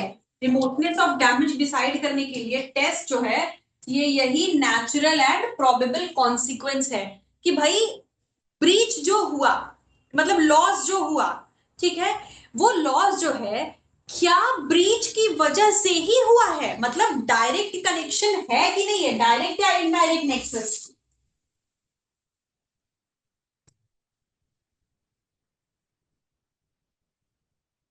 लॉस हुआ तो जरूर है, लेकिन अगर वो लॉस मान लीजिए ब्रीच की वजह से नहीं हुआ, अब जैसे कोई कहे कि अगर ए बी दो पार्टीज हैं, ठीक है, ए को एक सर्टेन डे पे से 15 फरवरी जैसे हम लेके चल रहे हैं, 15 फरवरी को एक सामान बी को डिलीवर करना था। ठीक है, अब ए की हो गई तबीयत खराब, ए की पहले तबीयत खराब हो गई, फिर उसे किसी की शादी में, अपने रिलेटिव की शादी में जाना था, वहां पे वो भूल गया। अब भूल गया, उसके बाद फिर किसी और फैमिली प्रेशर की वजह से वो सारी चीजों में, इन सब में उलझ गया और भूल गया डिलीवर करना, जिससे बी ने इसे, जिसकी वजह से बी को डिलीवर नहीं कर पाया और बी ने इसे पैसे नहीं दिए। ठीक है, बी ने इसे प्रोडक्ट नहीं डिलीवर किया, जिससे बी को लॉस हुआ। 15 फेब को इसे सामान डिलीवर, ए को बी को एक सामान डिलीवर करना था। अब पहले ए की तबीयत खराब हो गई, फिर उसे एक फैमिली फंक्शन में जाना पड़ा, वहां पे वो इतना एंगेज हो गया, रिलेटिव्स के साथ इतना उलझ गया कि वो भूल गया। फिर उसके बाद से उसके बच्चे का एग्जामिनेशन आ गया, जिसमें वो भूल गया कि उसे वो डिलीवर करना था, जिसकी वजह से वो सामान टाइमली बी को नहीं पहुंचा, डिलीवर नहीं हो पाया, बी को हुआ लॉस। अब बी को तो लॉस हो गया, यहाँ पे बी जब क्लेम करेगा तो भाई अब कोर्ट देखेगा कि भाई ए ने कहा कि सर ऐसा है कि ये सारी चीजें जो हो गई इस वजह से मैं भूल गया। कोर्ट देखता है कि भाई कुछ भी, मतलब आप कुछ भी बोलोगे, जो लॉसेस हुए हैं उसको डिसाइड करने के लिए कोर्ट यही कहता है कि भाई क्या जो लॉस है वो डायरेक्टली उसी वजह से हुआ है या नहीं हुआ है। तो यहाँ पे बी को तो भाई डैमेजेस मिलेंगे, आप आपकी गलती है, आप शादी में गए, आप भूल गए, जो भी रीजन है, तो यहाँ पे ए जो है उसको बी को कॉम्पेंसेशन देना होगा। बेसिकली रिमोटनेस ऑफ डैमेज का प्रिंसिपल सिर्फ इतना कहता है कि भाई जो ब्रीच है और जो लॉस है, अगर दोनों एक दूसरे से डायरेक्टली कनेक्टेड है या नेचुरल कॉन्सिक्वेंस है, मतलब जो लॉस इनकर हुआ वो ब्रीच की वजह से ही हुआ है, तो जो इनसेंट पार्टी है जिसको लॉस हुआ है वो कॉम्पनसेशन के लिए लायबल एंटाइटल्ड है, और जो गिल्टी पार्टी है वो लायबल है इसको डैमेजेस देने के लिए। रिमोटनेस ऑफ डैमेज को कॉन्सेप्ट चाहिए। रिमोटनेस मतलब कितनी कितनी विसिनिटी है उसके बीच, कितनी क्लोजनेस है, कितना कनेक्ट, क्या कनेक्ट है, नेक्सस क्या है, कनेक्शन क्या है। तो ये कनेक्शन डिसाइड करने के लिए यही नेचुरल एंड प्रोबेबल कॉन्सिक्वेंस के टेस्ट को कोर्ट अप्लाई करती है कि भाई क्या डायरेक्टली कनेक्टेड है। ये क्या है, रिमोटनेस ऑफ डैमेज क्या देखता है, विसिनिटी। विसिनिटी का क्या मतलब हुआ, किस चीज के बीच की विसिनिटी, विसिनिटी का मतलब हुआ कि भाई जो ब्रीच है और जो लॉस है दोनों आपस में कनेक्टेड भी है कि नहीं है, कि आप कुछ भी बोल रहे हो। तो अगर कनेक्टेड है तो जो इनसेंट पार्टी है, मतलब जो अग्रीव्ड पार्टी है, उसे डैमेजेस मिलेंगे। अगर उसका नेचुरल एंड प्रोबेबल कॉन्सिक्वेंस है तो डैमेजेस मिलेंगे, और नहीं तो नहीं मिलेगा। ये है अनलिक्विडेटेड डैमेजेस के केस में कोर्ट ये प्रिंसिपल अप्लाई करता है डिसाइड करने के लिए कि डैमेजेस का अमाउंट क्या होगा। कौन कौन से लॉसेस है जिनको हम जिसको हम इसमें इंक्लूड कर सकते हैं। अब जैसे मैंने एग्जाम्पल पे कहा भाई बहुत दूर दूर के बातों का आप इंक्लूड करके कहोगे कि वो सारी चीजों, तो वो देखिए इसका तो कोई मतलब ही नहीं है भाई। इससे हमें क्या मतलब है, आपके काम की वजह से लॉस हुआ, बस हमें इतने से ही मतलब है। तो अनलिक्विडेटेड डैमेजेस के लिए ये होता है रिमोटनेस ऑफ डैमेज का कॉन्सेप्ट। इसके लिए एक बहुत ही इंपॉर्टेंट केस है, बहुत ही इंपॉर्टेंट केस है। इस केस का जो कि डील करता है इसी से, रिमोटनेस ऑफ डैमेज से। केस का नाम याद रखना, हमेशा पूछते हैं ये।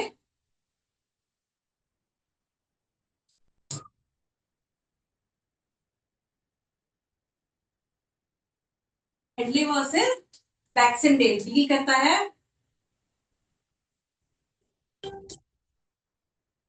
रिमोटनेस ऑफ डैमेज के कॉन्सेप्ट से।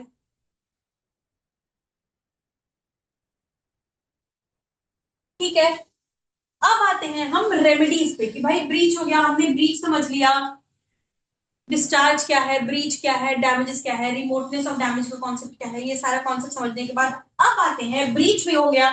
ठीक है, ब्रीच तो हो गया। अब जो पार्टी है, जो अग्रीव्ड पार्टी है, उसके पास क्या ऑप्शन है, भाई लॉस हो गया मुझे, तो मेरे लॉस को कुछ का कोई तो रेमेडी होगी मेरे पास, मैं क्या करूं भाई, मेरे लिए मैं मेरे पास क्या ऑप्शन है। तो वहां पे इस केस में अब आता है ब्रीच, इसमें remedies, remedies for breach of contract. जो पार्टी अग्रीव्ड पार्टी है उसके पास क्या क्या ऑप्शन है। अब जो इंजर्ड पार्टी है उसके पास ये 5 जो यहां दे रखे हैं, ये ऑप्शंस हैं, ये रेमेडीज होती हैं, ये सारे उपाय वो करके अपने आप को कॉम्पनसेट, अपने आप को रिस्टोर करा सकते हैं। कॉम्पनसेट नहीं कहूंगी, restore is the correct term, restore करा सकते हैं। क्या क्या रेमेडी है, recession of the contract, recession of the contract मतलब कॉन्ट्रैक्ट कैंसिल कर देना, खत्म, अब हमारे बीच कोई कॉन्ट्रैक्ट नहीं है अब। ठीक है, तो पहला क्या हो गया, रिसेशन।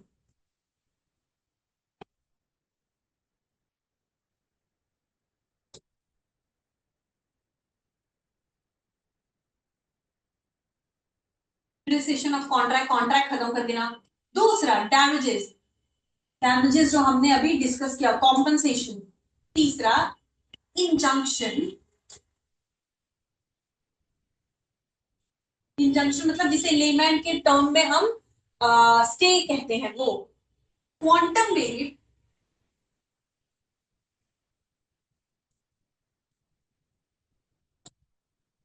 और लास्ट स्पेसिफिक परफॉर्मेंस।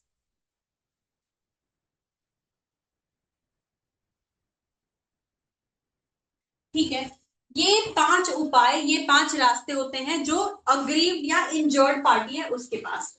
डैमेजेस तो हमने समझ लिया। ठीक है, डैमेजेस मतलब वही कॉम्पनसेशन, कि भाई कॉम्पनसेशन सीख कर सकते कि मुझे इतने का लॉस हुआ है, मॉनेटरी बेनिफिट्स के लिए ये आ जाएगा कि भाई मॉनेटरी लॉसेस के लिए, सॉरी, कि भाई इतना लॉस हुआ है, प्लस ये रेपुटेशन का है, सारी चीजों को इंक्लूड करके जो भी है कोर्ट डैमेजेस दे सकती है, कॉम्पेंसेशन दे दिया, ये एक समझ में आ गया। ठीक है। रिसिशन मतलब कैंसिल करना, कैंसिल करा सकते हैं कि भाई कोई कॉन्ट्रैक्ट नहीं होगा अब हमारे बीच। रिसिशन ऑफ द कॉन्ट्रैक्ट, rescission क्या है? Right of an aggrieved party to cancel or unmake a contract in response to a breach by the other party। कि भाई ब्रीच किया तुमने, अब मुझे कॉन्ट्रैक्ट करना ही नहीं है तुम्हारे साथ, मेरी कोई लाइबिलिटी नहीं बनती है इसमें, I won't perform it any further, there is no contract, there exist no contract between us. तो कैंसिल कर देना, रिसिशन मतलब खत्म कर देना, कैंसिल कर दिया।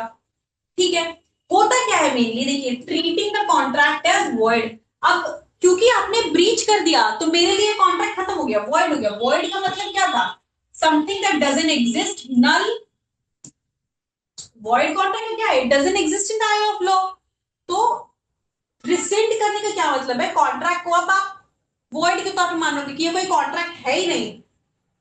इससे होता क्या है कि जिस पार्टी ने ब्रीच किया है उसकी जो दूसरी पार्टी है, ठीक है, मतलब जो अग्रीव्ड पार्टी है, जो इंजर्ड पार्टी है, वो पार्टी डिस्चार्ज हो जाती है कि भैया अब आगे तुमने ब्रीच कर दिया, कॉन्ट्रैक्ट तोड़ दिया, अब कॉन्ट्रैक्ट खत्म, अब मुझे तुम्हारे साथ कॉन्ट्रैक्ट नहीं करना, वो डिस्चार्ज हो गई सारी जो भी लाइबिलिटीज थी उससे।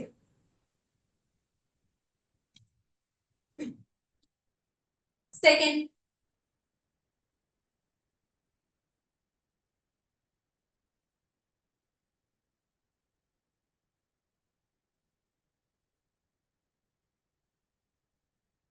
डैमेजेस हो गया, रेसिशन हो गया।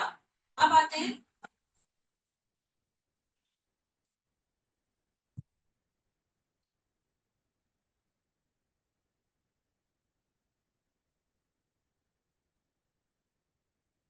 Specific performance.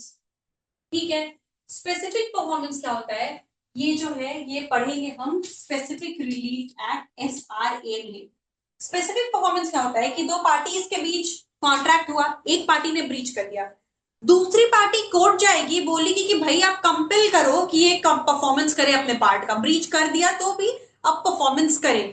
तो जब एक पार्टी दूसरे को कंपेल कर लेती है कि भाई कोर्ट जाके कंपेल कर सके कि परफॉर्मेंस करने के लिए, इसे कहते हैं specific performance of the contract. Sometimes money is not an adequate remedy, तो the court, party court गई, and the court may direct the party in breach to carry out their promise as per the original terms। कि भाई breach कर दिया तो कर दिया, आप इसे कहो कि जो परफॉर्मेंस, जो इनके पार्ट का परफॉर्मेंस था वो कंप्लीट करें। अब मेरा लॉस हो रहा है इससे, मुझे पैसे नहीं चाहिए, मुझे मॉनिटरी चाहिए ही नहीं, I can take that risk, लेकिन जो परफॉर्मेंस नहीं करना था please ask them to do that. तो ये स्पेसिफिक परफॉर्मेंस हो गया।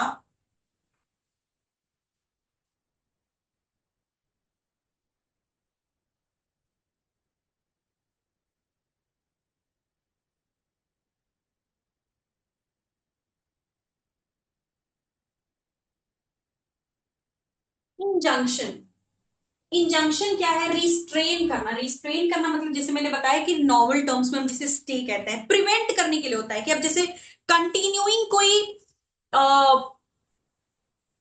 कोई लॉसेस आपको इनकर हो रहे हैं किसी की वजह से, ठीक है, तो वहां पे क्या है कि आप भाई कहोगे कि इस इंसान को बोलो कि ये ना करे आगे, प्रिवेंट करने के लिए, रिस्ट्रेंट करने के लिए, कि सामने वाली पार्टी को कि प्रिवेंट करो कि भाई अब आगे वो डैमेज ना कॉज करे। ये है रिस्ट्रेन करने का, restraining breach through court order. ठीक है। Court order restraining a person from doing a particular act, भाई इसको बोलो कि अब ये चीज ना करे, इससे मुझको लॉस हो रहा है। रिस्ट्रेन कराने के लिए, उसको प्रिवेंट करने के लिए, उसे रोकने के लिए आता है इंजंक्शन। इंजंक्शन का नॉर्मली क्या कहते हैं? स्टे ऑर्डर, मतलब जैसा है वैसा रहेगा, यही होता है। मतलब जहां थे, जितना लॉस कर दिया तो कर दिया, अब रुक जाओ, अब आगे नहीं, रिस्ट्रेन कर दिया। ये क्या है? एक नेगेटिव रेमेडी है। नेगेटिव रेमेडी मतलब क्या है? देखिए, जैसे why specific performance compels a party to do something. Specific performance तो वही कह रहा है भाई आपको ये करना है, आप पे कंपल्शन है कि आपको करना है, कोर्ट ने कहा है। वहीं दूसरी तरफ इंजंक्शन क्या है? An injunction compels a party to refrain from doing something. आप ये नहीं करोगे, नहीं कर सकते हो, तो इसलिए ये एक नेगेटिव रेमेडी है कि नहीं कर सकते।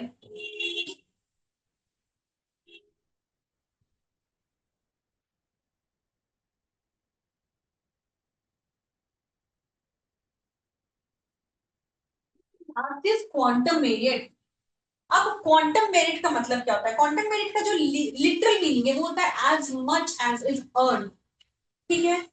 As much as is earn का मतलब fair compensation for partial performance. मैंने आधा काम किया या 30% चलो किया, तो मैंने जितना परफॉर्मेंस किया मुझे उसके लिए तो कॉम्पेंसेट करो।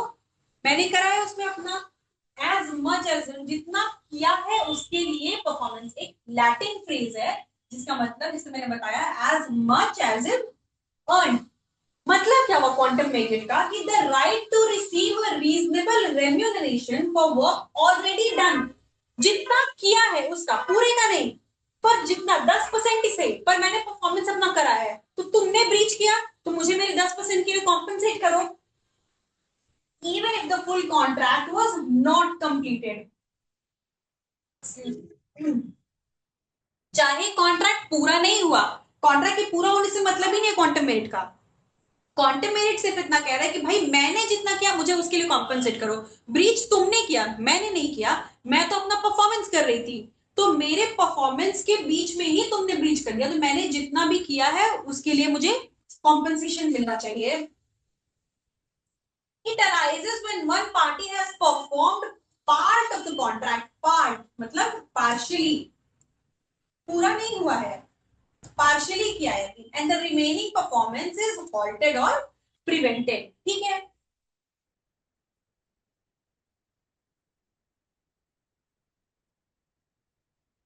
क्वांटम मेरिट का क्या है? कि contract is divisible, one party is prevented from finishing their performance by the fault of other party। भाई एक पार्टी परफॉर्मेंस जो कर रही थी वो नहीं कर पाई दूसरे की गलती की वजह से। मैंने मेरा परफॉर्मेंस किया लेकिन कर रही थी, लेकिन तुम्हारी वजह से तुमने ब्रीच कर दिया, तो I can not complete it now. तो जितना हुआ है उसके लिए कॉम्पनसेशन मिलना चाहिए। देखिए बेसिकली प्रिंसिपल क्या है? पेमेंट फॉर वर्क डन, जितना किया उसके लिए compensation based the value of service, जितना किया उतना, टू प्रिवेंट अनजस्ट एनरिचमेंट।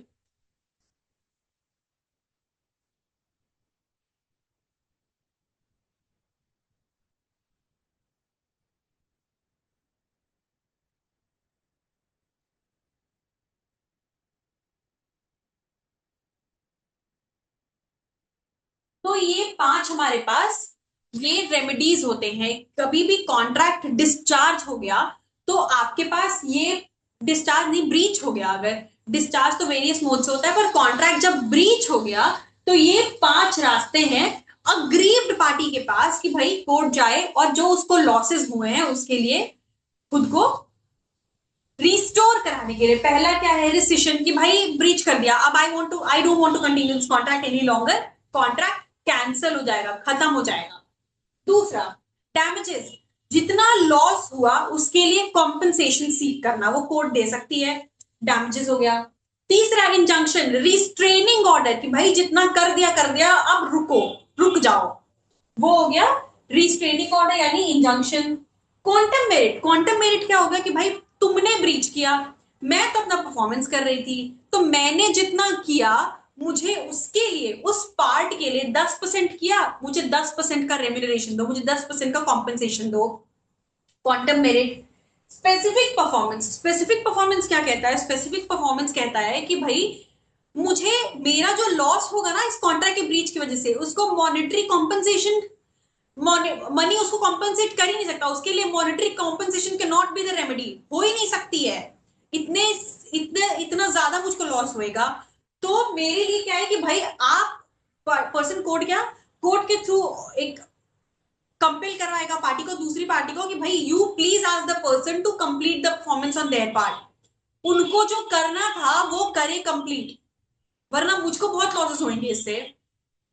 ये हो गया स्पेसिफिक परफॉर्मेंस। सो ये 5 रेमेडीज जो है वो पार्टीज के पास होती हैं in case of breach of contract. जब ब्रीच हो गया अगर, तो ये 5 है। तो हमने समझा कि डिस्चार्ज क्या है, डिस्चार्ज क्या है, हमने डिस्चार्ज के वेरियस मोड्स देखे, डिस्चार्ज क्या होता है उसके एक एक मोड को समझा। उसके बाद फिर डैमेजेस, डैमेज एंड डैमेजेस का कॉन्सेप्ट क्या है, डैमेजेस कितने टाइप के होते हैं, ब्रीच कितने टाइप के, ब्रीच क्या होता है, ब्रीच कितने टाइप के होते हैं, फिर रिमोटनेस ऑफ डैमेज का कॉन्सेप्ट क्या है when we talk about damages, ठीक है। एंड द लास्ट रेमेडीज क्या होती हैं डैमेजेस के लिए। अब आते हैं सेक्शंस पे।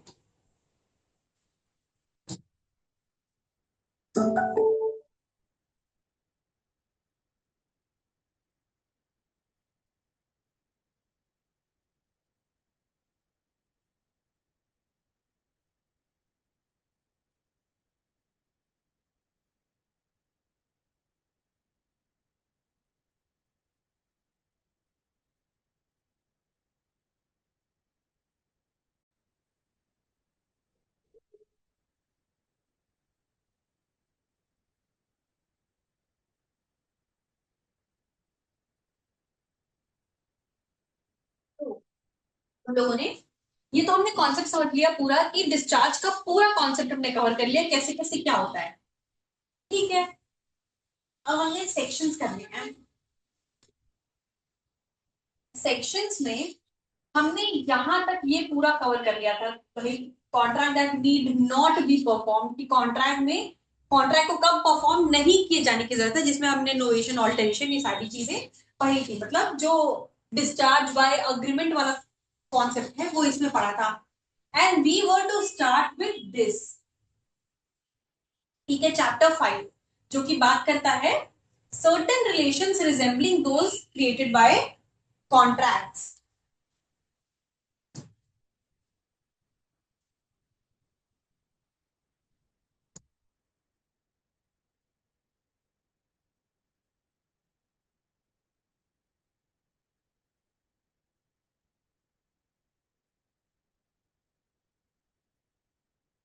Certain relations resembling those created by contracts। अब ये कह रहा है कुछ ऐसे, इस चैप्टर का मतलब क्या हुआ, नाम का मतलब क्या हुआ, अगर हम देखें इसका मतलब ये हुआ कि कुछ ऐसे रिलेशंस जो कि कॉन्ट्रैक्ट की तरह दिखते हैं लेकिन है नहीं, वही मतलब हुआ certain relations resembling those created bye contract. ऐसे रिलेशंस जो कि कॉन्ट्रैक्ट की तरह दिखते हैं, रिजेंबल मतलब, रिजेंबलेंस मतलब क्या हुआ, जो दिखते हैं एक जैसे, वही हुआ रिजेंबलेंस। तो कुछ ऐसे रिलेशंस जो कि कॉन्ट्रैक्ट की तरह दिखते हैं सिर्फ, उन्हें हम कह रहे हैं, उन्हें पढ़ेंगे चैप्टर 5 के अंदर, जो कि कुछ ही सेक्शंस हैं, कुछ ही छोटे छोटे सेक्शंस हैं जो कि इसमें हम पढ़ेंगे। देखिए 68 से स्टार्ट होता है एंड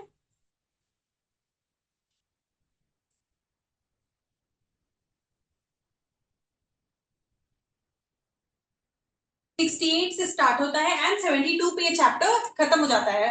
सिर्फ इतने ही सेक्शंस इस चैप्टर में पढ़ने हैं, लेकिन अब ये चैप्टर है क्या। तो ये जो रिलेशन की बात कर रहा है, certain relations resembling those created by contracts, ये बात करता है क्वाजी कॉन्ट्रैक्ट। अब ये क्वाजी कॉन्ट्रैक्ट क्या क्या चीज है भाई, ये क्या नया टर्म आ गया क्वाजी। क्वाजी का मतलब होता है रिजेम्बलेंस, मतलब जो दिखता है वैसा, दिख एक जैसा दिखना, सिमिलर। रिजेंबल करना मतलब सिमिलर होना, जो वैसा दिखता हो।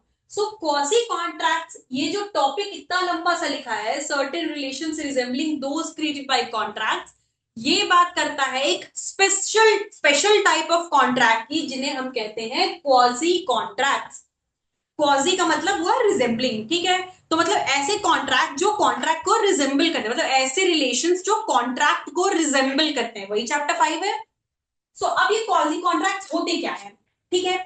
इन्हें हम, इनका दूसरा नाम कंस्ट्रक्टिव कॉन्ट्रैक्ट भी है।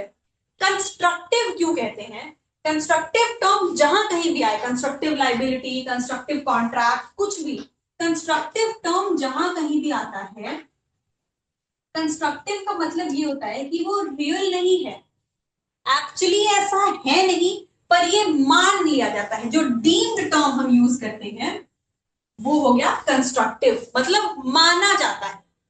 तो क्वाजी कॉन्ट्रैक्ट को कंस्ट्रक्टिव कॉन्ट्रैक्ट भी कहते हैं, क्यों, it's a legal construct that allows a court to enforce a contract like obligation, contract जैसे ऑब्लिगेशन को अलाउ करता है कोर्ट, इन्फोर्स करता है without a formal agreement between the parties.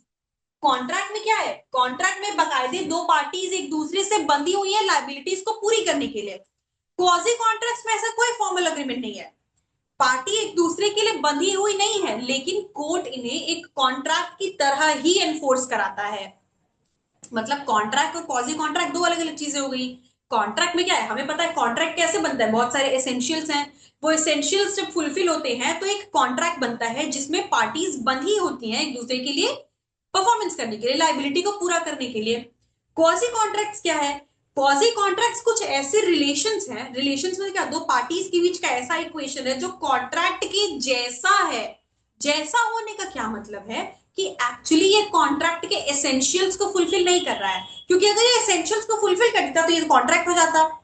मतलब कॉन्ट्रैक्ट के एसेंशियल्स को नहीं फुलफिल करता है ये, लेकिन जो रिलेशन बनता है पार्टीज के बीच उसका इन्फोर्समेंट कोर्ट बिल्कुल कॉन्ट्रैक्ट की तरह ही करवाती है कि भाई हाँ पार्टीज आपस में कॉन्ट्रैक्ट की तरह ही बंधी हुई है, मतलब एक दूसरे के लिए ड्यूटीज की फुलफिलमेंट करनी होगी। अब जैसा मैंने दिखाया 68 से लेके 72 के बीच दिया हुआ है, these ensure justice and fairness in situations where one party is unjustly enriched at the expense of other। ठीक है, ये पूरा कॉन्ट्रैक्ट जो है, जैसा हमने पहले ही देखा कि भाई सबसे पहली चीज ये है कि कॉन्ट्रैक्ट एक्चुअली है नहीं, लेकिन दिखते कॉन्ट्रैक्ट की तरह रिजेंबल करते हैं, कोर्ट इन्हें वैसे ही एनफोर्स कराता है। ये जो है ये बनते किस चीज पे, नेचुरल जस्टिस के प्रिंसिपल्स पे पूरा ये कॉन्सेप्ट है। क्वाजी कॉन्ट्रैक्ट का पूरा कॉन्सेप्ट जो है ये नेचुरल जस्टिस के प्रिंसिपल्स पे बना हुआ है।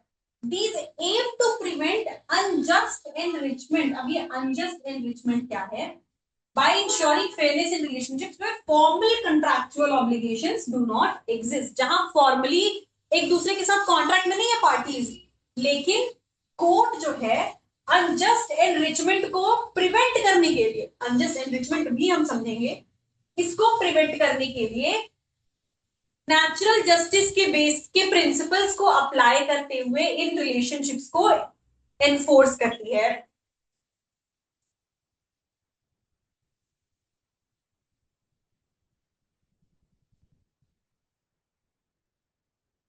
एलिमेंट्स सबसे पहले क्या क्या है, absence of a formal contract. भाई हमने देखा कि कोई फॉर्मल कॉन्ट्रैक्ट नहीं है, फॉर्मल कॉन्ट्रैक्ट नहीं होने का क्या मतलब है, जहां भी हम कहते हैं फॉर्मल कॉन्ट्रैक्ट नहीं है, मतलब कॉन्ट्रैक्ट के जो एसेंशियल्स हमने पढ़े थे कि प्रपोजल होना चाहिए, एक्सेप्टेंस होनी चाहिए, कंसिडरेशन होनी चाहिए, ये सारी चीजें क्वाजी कॉन्ट्रैक्ट्स में मिसिंग होती हैं, ये लैक करता है।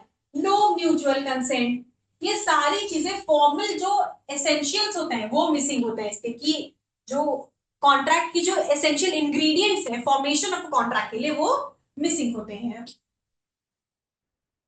अब आता है बहुत ही important principle, unjust enrichment. Quasi contract का पूरा कॉन्सेप्ट जो है वो इसी प्रिंसिपल के बेस पे बेस्ड है, अनजस्ट एनरिचमेंट पे। अनजस्ट एनरिचमेंट होता क्या है, एक लीगल मैक्सिम है, नेमो डेबिट लॉक्यूलेटर एक्स एलिना जैक्यूटर। मतलब क्या हुआ इसका, मतलब ये हुआ, ये मैक्सिम याद करना डिफिकल्ट है लेकिन मीनिंग जो है, मीनिंग याद होनी ही चाहिए और बहुत सिंपल सी है।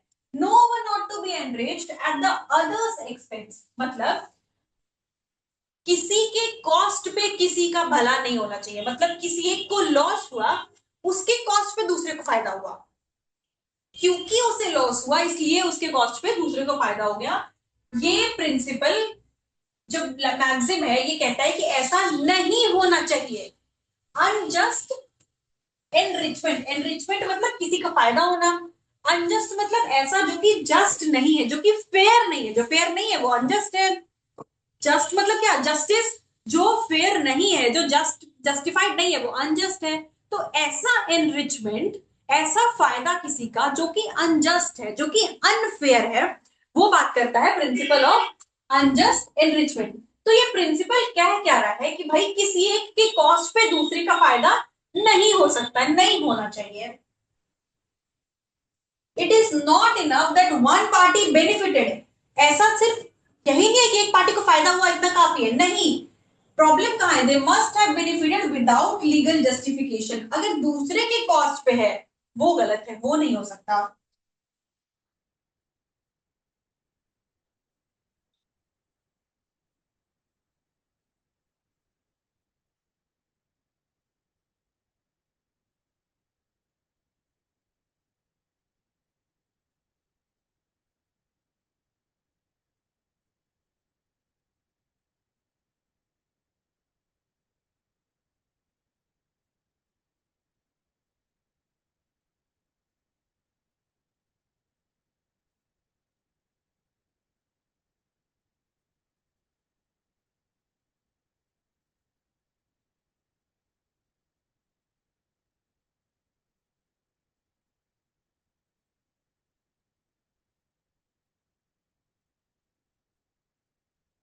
करिए। ठीक है, नेक्स्ट हमने अभी सेक्शंस तो स्टार्ट नहीं किए हैं, हमने कॉन्सेप्ट डिस्कस किया है। क्वाजी कॉन्ट्रैक्ट का कॉन्सेप्ट क्या होता है, बेसिक कॉन्सेप्ट क्या है, क्वाजी कॉन्ट्रैक्ट क्या होता है, उसका बेसिक कॉन्सेप्ट क्या, principle, the principle of unjust enrichment, हमने वो डिस्कस कर लिया, जो कि बहुत ही इंपॉर्टेंट है इस पूरे क्वाजी कॉन्ट्रैक्ट के कॉन्सेप्ट को समझने के लिए, इस पूरे क्वाजी कॉन्ट्रैक्ट को समझने के लिए। सो बेसिकली क्वाजी कॉन्ट्रैक्ट्स हुए क्या, ऐसे कॉन्ट्रैक्ट जो एक्चुअल फॉर्मल कॉन्ट्रैक्ट्स नहीं है, मतलब वो एसेंशियल्स को फुलफिल नहीं कर रहे हैं, लेकिन उनका नेचर ऐसा है कि कोर्ट उन्हें एक फॉर्मल कॉन्ट्रैक्ट की तरह इन्फोर्स करती है। कुछ सर्टेन टाइप के, जो मैंने बताया 68 से लेकर 72 टाइप के ही कॉन्ट्रैक्ट होते हैं जो कि क्वाजी कॉन्ट्रैक्ट्स के अंदर फॉल करते हैं। अब प्रिंसिपल क्या है, क्वाजी कॉन्ट्रैक्ट्स जो है वो नेचुरल लॉ के बेसिस पे बनाए जाते हैं, और इसका प्रिंसिपल ये है कि भाई एक के कॉस्ट पे दूसरे को फायदा नहीं होना चाहिए, based on the principle of unjust enrichment, मतलब no one should be benefited on the cost of other, at the cost of other. ये हो गया क्वाजी कॉन्ट्रैक्ट का पूरा बेसिक। ठीक है, अब ये जो सेक्शंस है 68 से लेकर के 72 तक, एक एक सेक्शन एक एक टाइप के क्वाजी कॉन्ट्रैक्ट के बारे में बात करता है। तो will be discussing all of this in the next lecture, क्योंकि ये अपने आप में एक बड़ा सा टॉपिक है, will be discussing in the next lecture. So आज हमने क्या क्या कवर किया, आज we have entirely covered the topic of discharge, complete कर दिया हमने इसे, इसके हर नुआंसेस को डिस्कस करते हुए अलॉन्ग विद द केसेस जो भी रिलेवेंट है आपके लिए, हमने पूरे उस कॉन्सेप्ट को एक एक करके डिस्कस किया। एंड एक नया टॉपिक आज स्टार्ट किया, चैप्टर 5, जो कि बात करता है क्वाजी कॉन्ट्रैक्ट्स बारे में। इसका इंट्रो हमने कर लिया, एंड इसके जो प्रोविजंस है, only 5 sections, very small and very easy sections, हम इसे नेक्स्ट क्लास में आगे समझेंगे। विद दिस हमने लगभग अपना ये जो फर्स्ट पार्ट है कॉन्ट्रैक्ट का, ये लगभग कवर कर दिया है। इसके बाद फिर एक चैप्टर आता है ब्रीच ऑफ कॉन्ट्रैक्ट, ये उसी ब्रीच के बारे में कॉम्पनसेशन ये सब कैसे दिया जाएगा तो बात करता है, जो हमने अभी पढ़ लिया, इसीलिए हम पढ़ेंगे कॉम्पनसेशन कितना कितना कब कब दिया जाएगा, उसके बारे में 3 ही सेक्शंस हैं। So will be discussing all of this in the next lecture. Meanwhile आपकी कोई भी क्वेरीज हो, हम we at judicial law classes we try कि हम आपके लिए जितनी इजी तरीके से हो सकता है चीजों को लेके आए। And if you still have any queries, anything that you need to ask about the classes, any doubts or anything else just in general related to the judiciary, आप हमारे कॉन्टैक्ट हमसे कर सकते हो, हमारे नंबर्स पे कांटेक्ट कर सकते हो, एंड हमें रीच कर सकते हो हमारे वेबसाइट से, हमारे ईमेल आईडी से। सो keep studying, all the very best to all, and see you all in the next lecture.